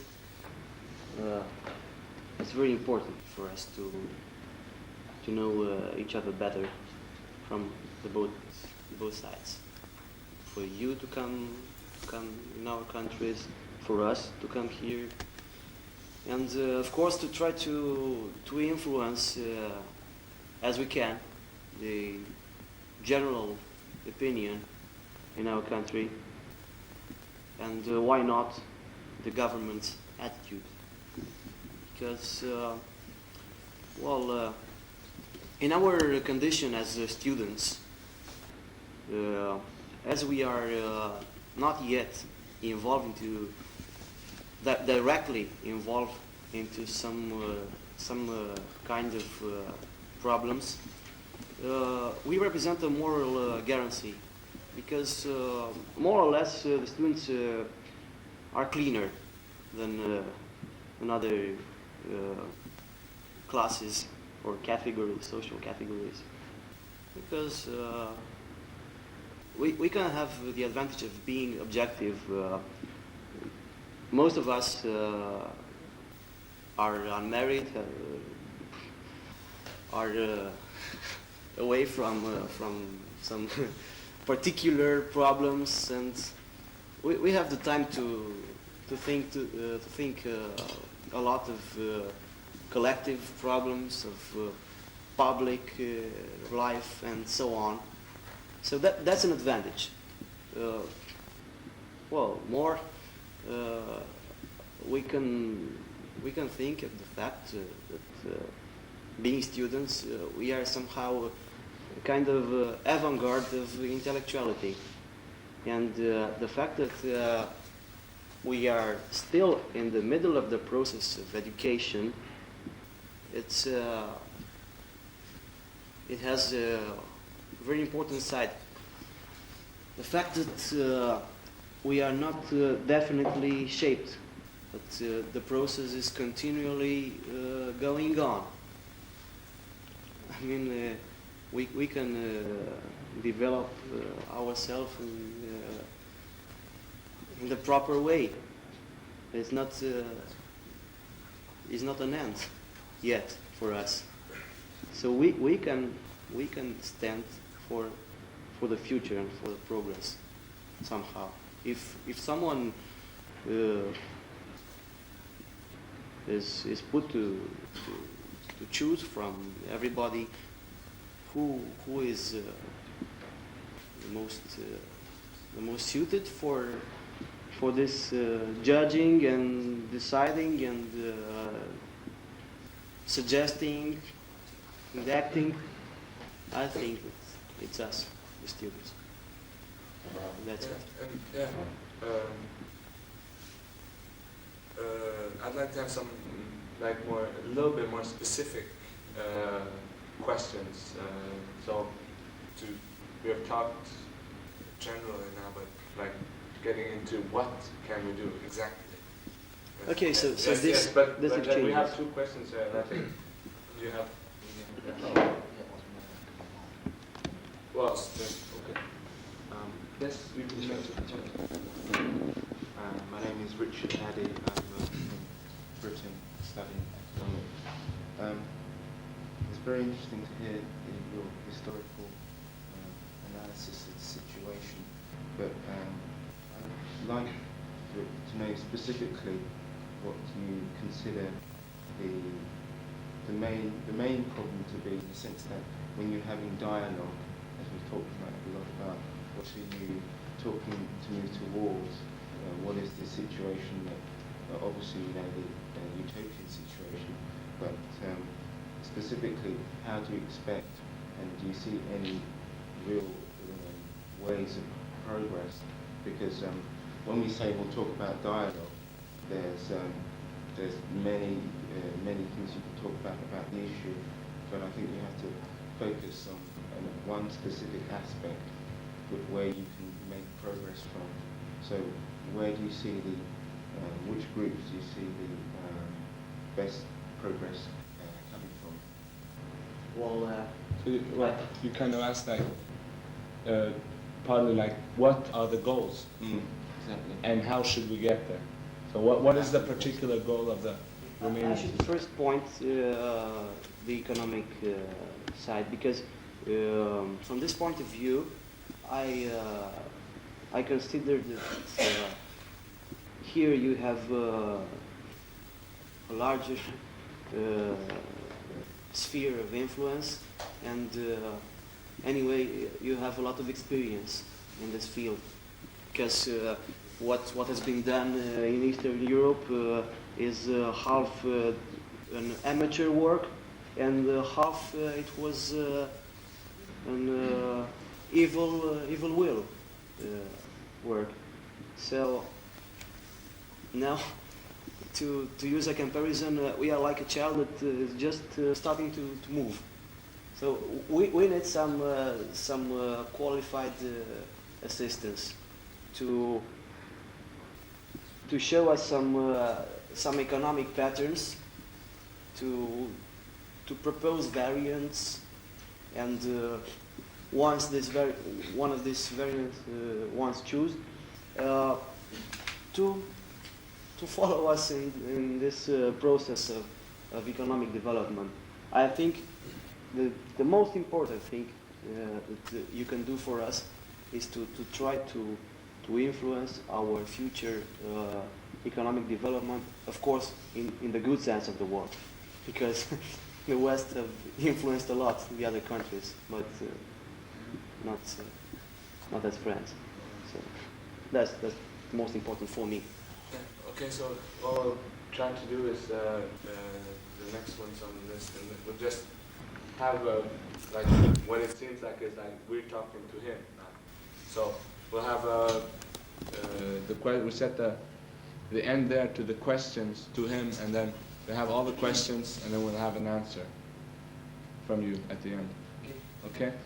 So who's next? You're next. Yeah, I've got not a question, more or less a remark, because you're an individual, I'm an individual, and to get an individualized discussion, that's not what I want to hear. So my name is Marcel, I'm from Holland, and I want to say that the material aid that the Western Europe gave after December to Romania or to any other country, in your eyes was wrong, in my eyes was a very, very good thing to do.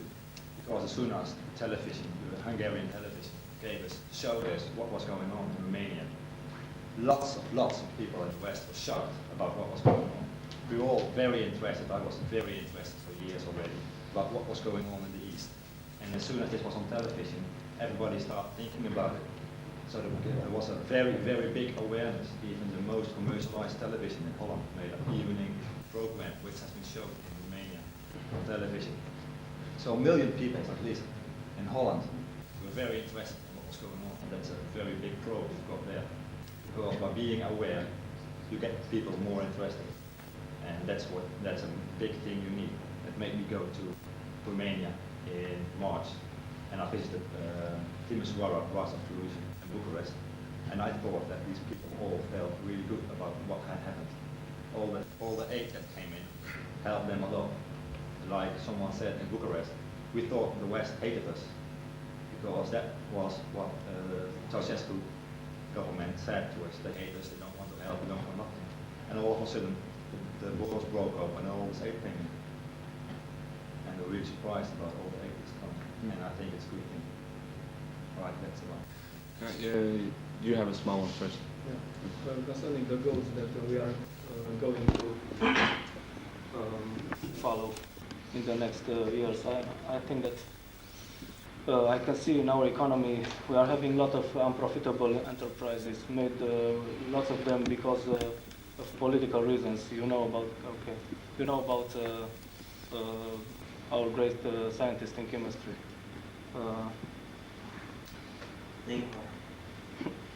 Well, the wife of Ceausescu. And we had a lot of chemistry enterprises that were unprofitable. And we must make them or profitable or to close them. And the other goal, it would be opening private enterprises. This is our chance to develop. And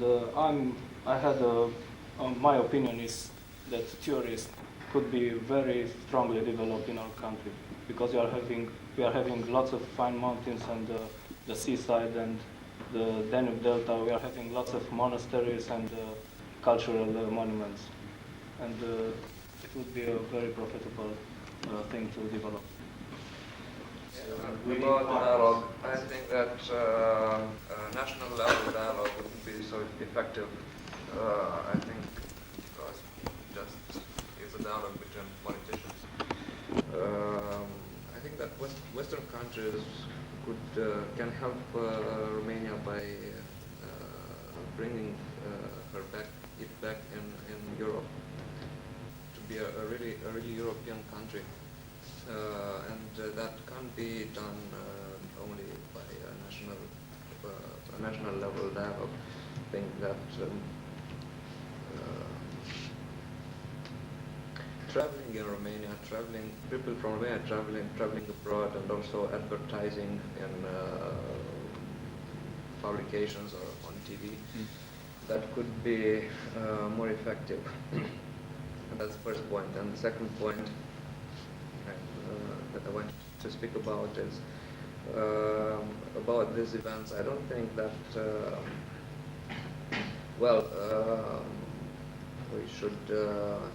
we should speak about who's guilty in this conflict, because this economical situation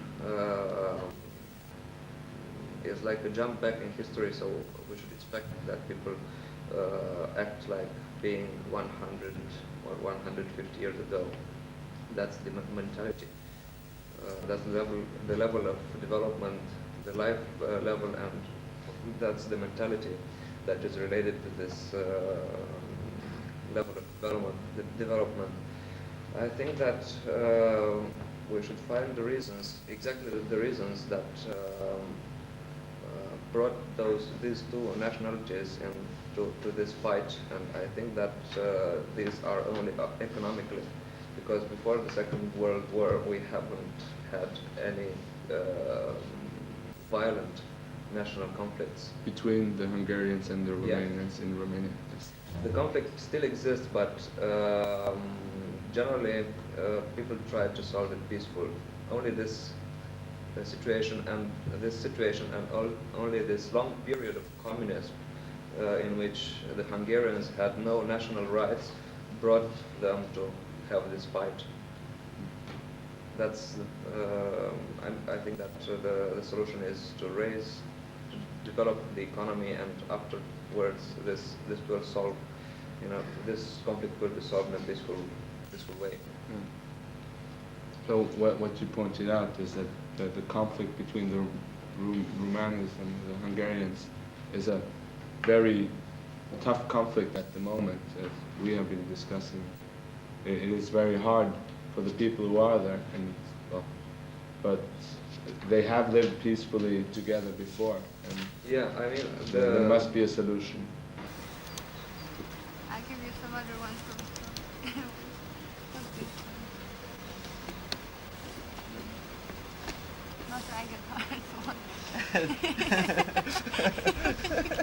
I can also write it. should I write? Waiting in Trondheim, okay.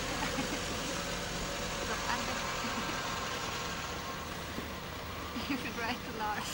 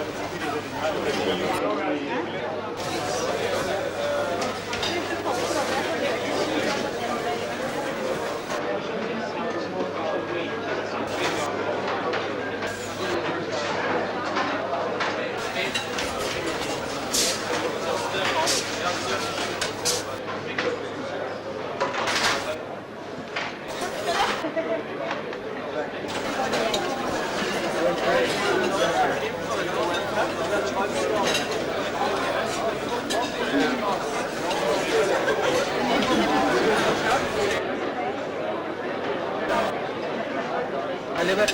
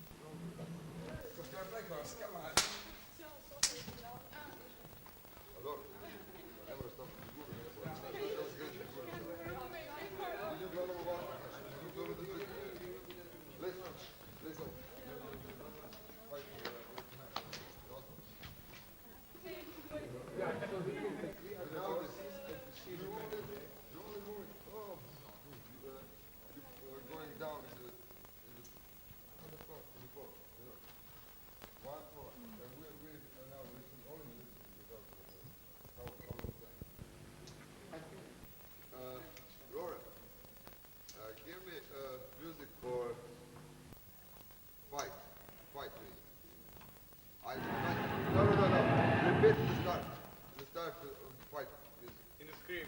Scream, yeah. Yeah. On the screen and then.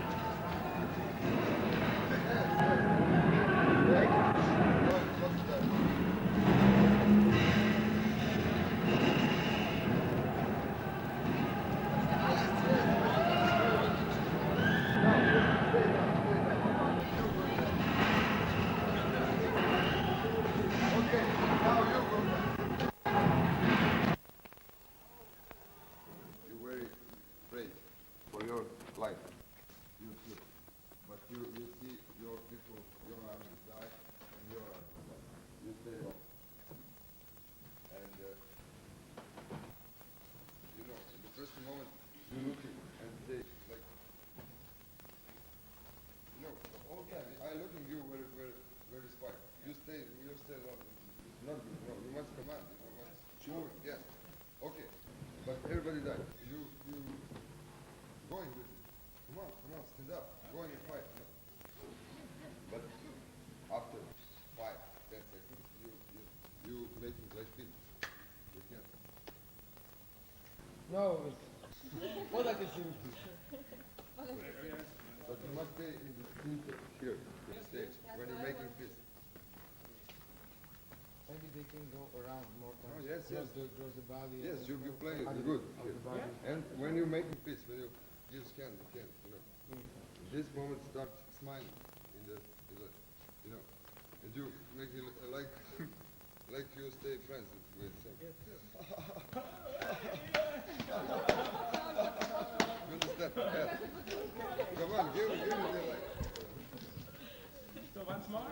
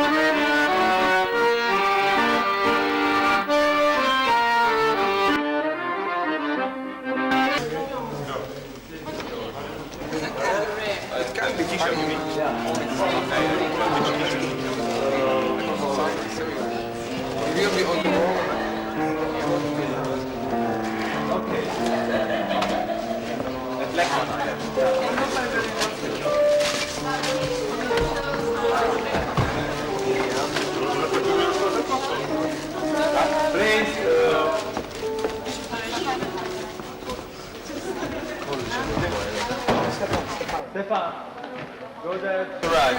Turkish man, come on. This and this.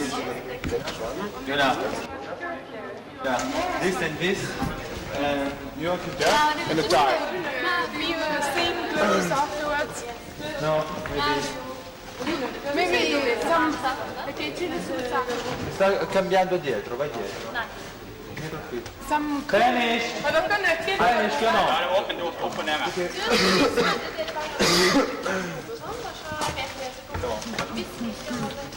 After. Cook something, maybe some cook on. Sound? Cook. You can use one of these. Choose. Ja, men det Like this? Okay. Okay. Okay. But maybe... Go there before, please. Go there to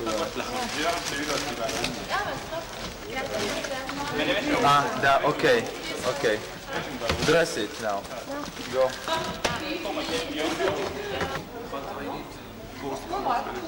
No, I have already sent it.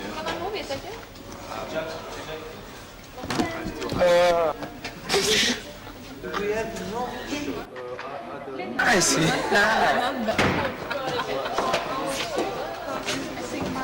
Show me. Right. Right like this. And like you take the flowers from the hands. Yeah! And this is my... Go. Normal light. Light is used.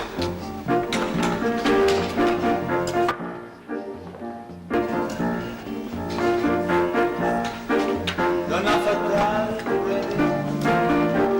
Hi there! No! Just a moment. The boys and girls. Stronger, stronger.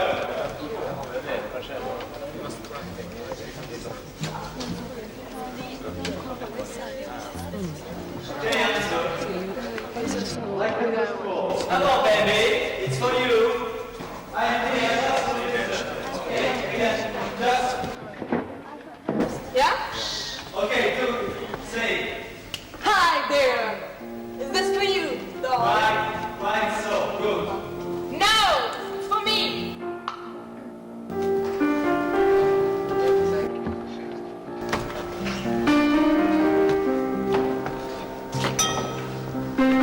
She's always late. This was not possible when I was young. No, good with the voice. Please, it's possible to have music a little bit down. I cannot Because speak we're wrong with louder. the voice. I think I cannot speak louder. And you have to, with your... Should I spy your stuff on German? Yeah. Well, it has to Music? be slowly and louder. Have you a German beer? What? Of course, we have an international bar. Okay, fastly.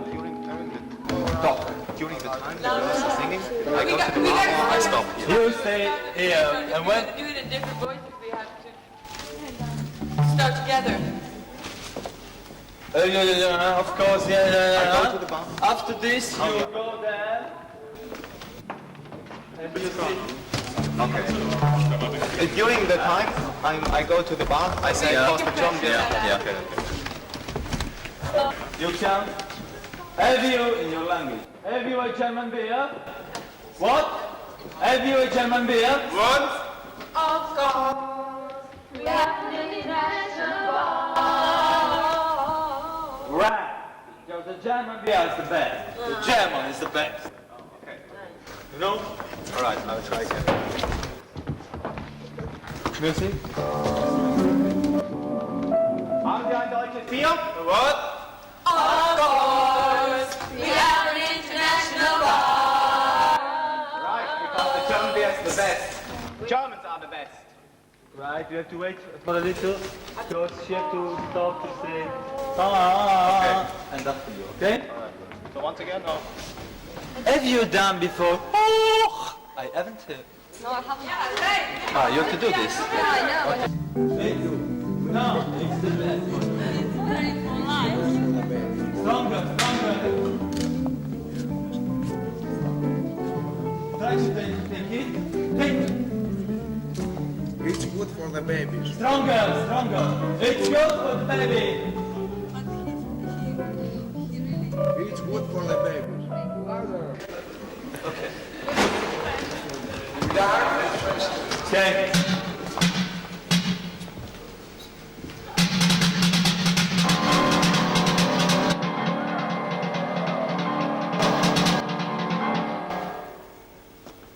Take more love. No. It's good. Good. Everything. This is the middle, you know? Not here. Middle. Okay? A little bit here. It's better. Okay?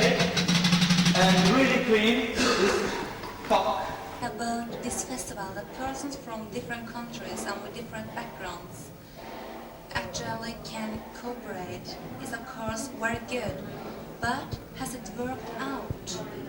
I think it was not only a good idea, but it has also worked out very well, because the students got together, they met, they got to know each other, and they also were increasing their cultural awareness. Like we had a lot of students coming from Eastern Europe countries like Hungary or Eastern Germany, Czechoslovakia, and at the beginning I thought it would be some problem to meet these people, because there were also people from Russia and the United States, which, as everybody knows, don't go well along too good, at least in the last ages. And I think they were pretty good, because they got to know each other, and as soon as you start speaking to somebody personally, I think it's much better to do that personally.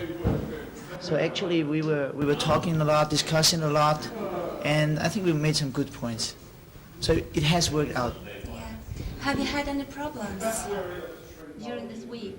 During this week in the group, I don't think we had any problems. At the beginning, the atmosphere was not, let's say, not as relaxed as one might expect, but then we started having parties in the evening and all these social events, which helped a lot to get to know each other.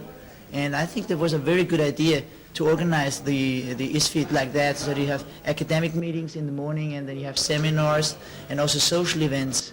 And you really got to know each other. The atmosphere got more and more relaxed, and I think we all became friends more or less, with very few exceptions. There was not any arguing at all, because people who come here, they really try to be, let's say, they try to be nice. So I think they worked out pretty well. It really left a positive impression on most of the people. Have you got any solution in your group? What are you discussing in your group? I was on topic number 3, which is exchange programs, because I was taking part in exchange programs to the United States, and I think it is very important to have exchange programs to get to know each other, to increase cultural awareness. And I don't give you all the points now, because there are a lot of points. But we've mainly been discussing problems of exchange programs, because everybody knows it's a positive thing to have exchange programs. But we would also like to point out to the negative aspects, which are brain drain, for example. People coming from third world countries go into Europe, and then they don't return, which means they get the knowledge, but then they stay in the countries they've been studying in, and that really is a problem for their countries back home.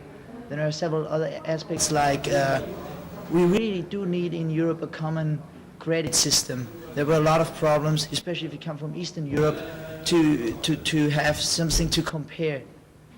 And these were some of the most important points. But like financing was one important aspect, and we're also talking about that it is easier for students of technology to go into programs because they are backed up by industry and big business, and it's harder for students of humanities.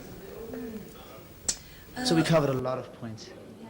Will the group work as a part of the festival influence on the Europe future, do you think? I think that the people who come back from this festival, they're going to talk to their friends, they talk to their fellow students, and I think that word spreads very easily. But I really do think that there should not be a single event, it should really be some kind of routine. And as I know, there are plans to do a international student festival like this in Czechoslovakia end of this year, and there are also plans to have other student festivals, so that becomes some kind of routine. And there's always a current exchange of information and people meeting each other, because I think it's very good PR, to meet with other people. I think it's also very good for Trondheim, because people talk about, we were in Trondheim, and it's a nice city and we liked it, and I think everybody did a good job. I like the social events, the bands, and is this festival important at all? What you said that, but for you personally? For me personally, to tell you the truth, I came up here not only to discuss but also to get to know Norway.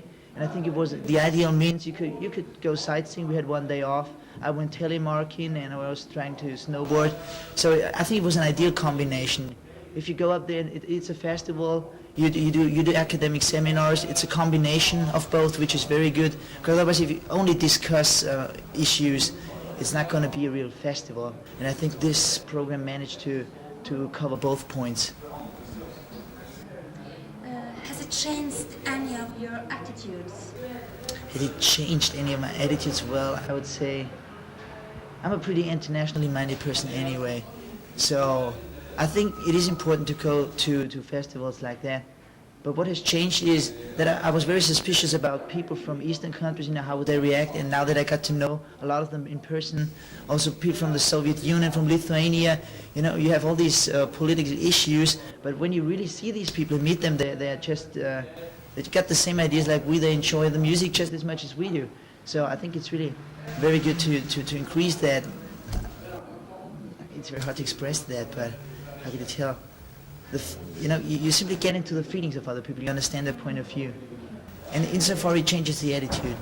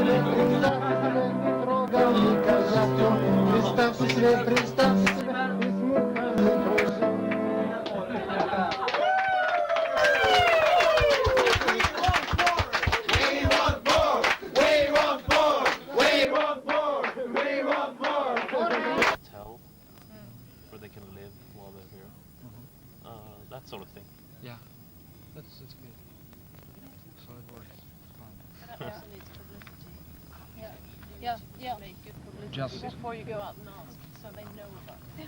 Yeah, but this is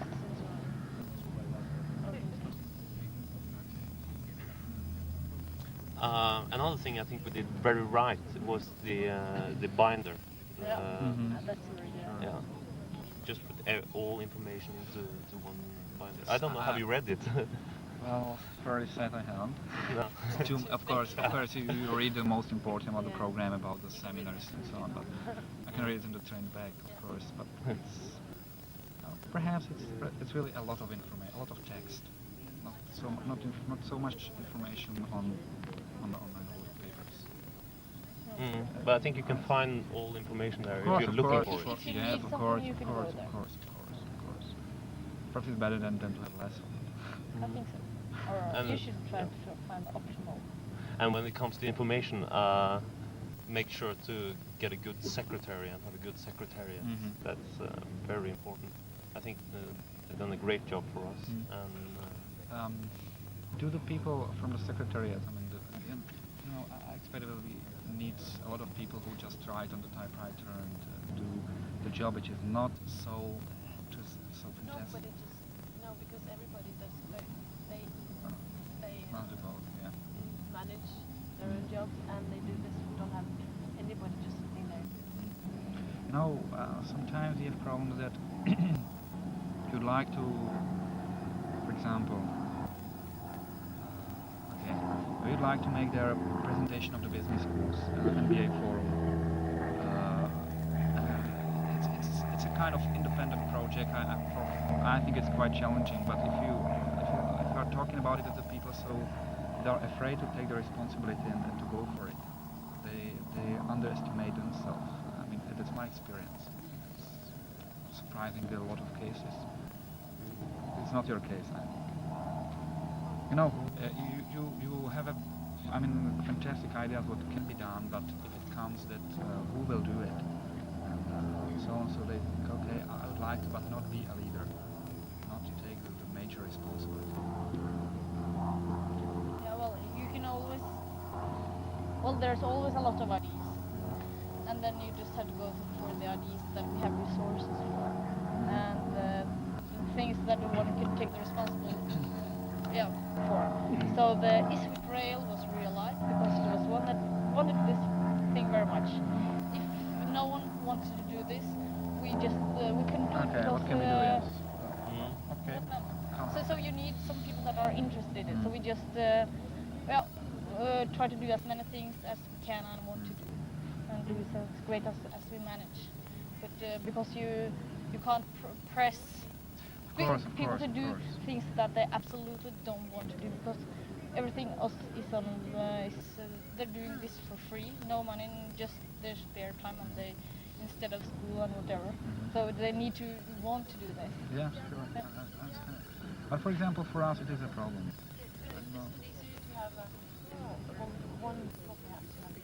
If you have a strong group working with you, so it doesn't mean having responsibility doesn't mean that you have to do all the work yourself. No.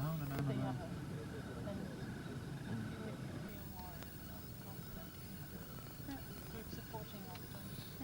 But one thing, for each task or each task you should have one person that is responsible, and just to be sure that it's not there's no doubt about who's responsible for what, because it's always easy. No, I thought you should have done that or whatever. It should be one person responsible for one thing. Yeah, because absolutely. We have it like that. If it comes to the public relations, so I know that it's his task to do that. He has the information. So are we late? I have to leave. Okay. Fine. Right. I think I have. Yeah. Perhaps now we can meet at the end. And I would like to tell you what I think. Yeah, and have you seen these papers? Of course. You should fill out those too, because then we will get into our statistics. This could be interesting for me to look at it. If you will get all the information, perhaps you can put it to the computer and make some graphs and some statistics from it, some findings. So that could be very, very interesting for me. Yeah.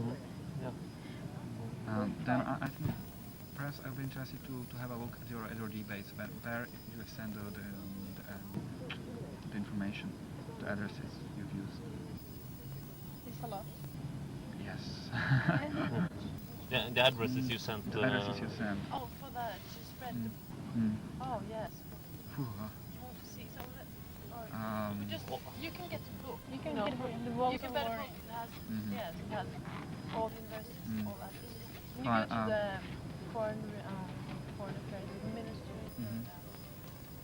Ambassade. Embassy. Embassy? Yeah, the embassy. All right. Then, okay, I will look at your budget to see Yeah. the figures. That's important. You should, what we did like in Bologna, we put up a list. Are you interested in ISFiT? And we put up posters and so on. Eva Merete made some great posters. And a lot of people signed their names.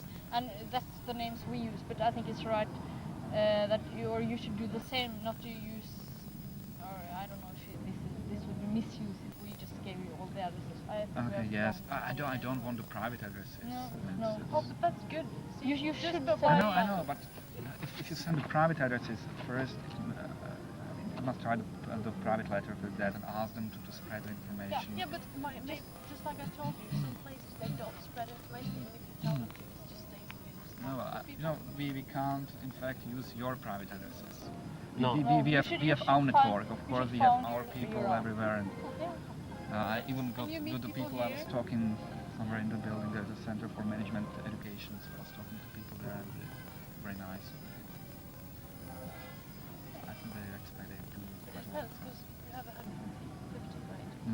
So it depends on how much publicity do you want to make, because maybe do you want to receive 3,000 applications or 5,000 or 500? How many do you want to? How many can come? 150. You want to say? Well, you should think. Because if you want to have the work sending out no answers to 9,000 people or 9,500, you should do that. But if not, you should try to find how many places do I have to send out. Because we got 3,000, and it's very much work. And it's very sad to say no to that many people. Yes, I know, but It's fun too, though. on the other hand, you like to have there really good people, and the more applied, the better you the choice. Yeah, but it's only so then you have to find the routines for how to find. So, but that's the interesting problem. Good example. Good luck. I'm just. But I'm sure that I think you know the basic things, and then it will be some very big problems that you just have to solve yourself, and that is difficult to predict, and it's just you have to think, process yourself and the whole world. Because I think the process of solving is a sort of, well, during the process everybody gets an idea about how do we want this thing. So it's sort of in the mind of everybody. Or I can tell you that, well, I was organizing a seminar. It wasn't such big like the actual was and we are going to do, but I can tell you that I've learned so much as in a year, in a few months I've learned so much as in a year in a school, just by working and just solving the problems practically. It's the best way. I think that's the point, I think you are nervous. No, I am. Yes, I'm like. Okay, fine. But I just wanted to say that these questions you have asked now has been sort of, it's really been the first time I started thinking about what would we want to do differently. I think it has been very good. So thank you. But I like to meet on the last day. Just to okay, me too. Get your tips. That would be great. I'll try to put it on the paper, of course. Very well. Wonderful. And really, my estimations. Really, some slight problems.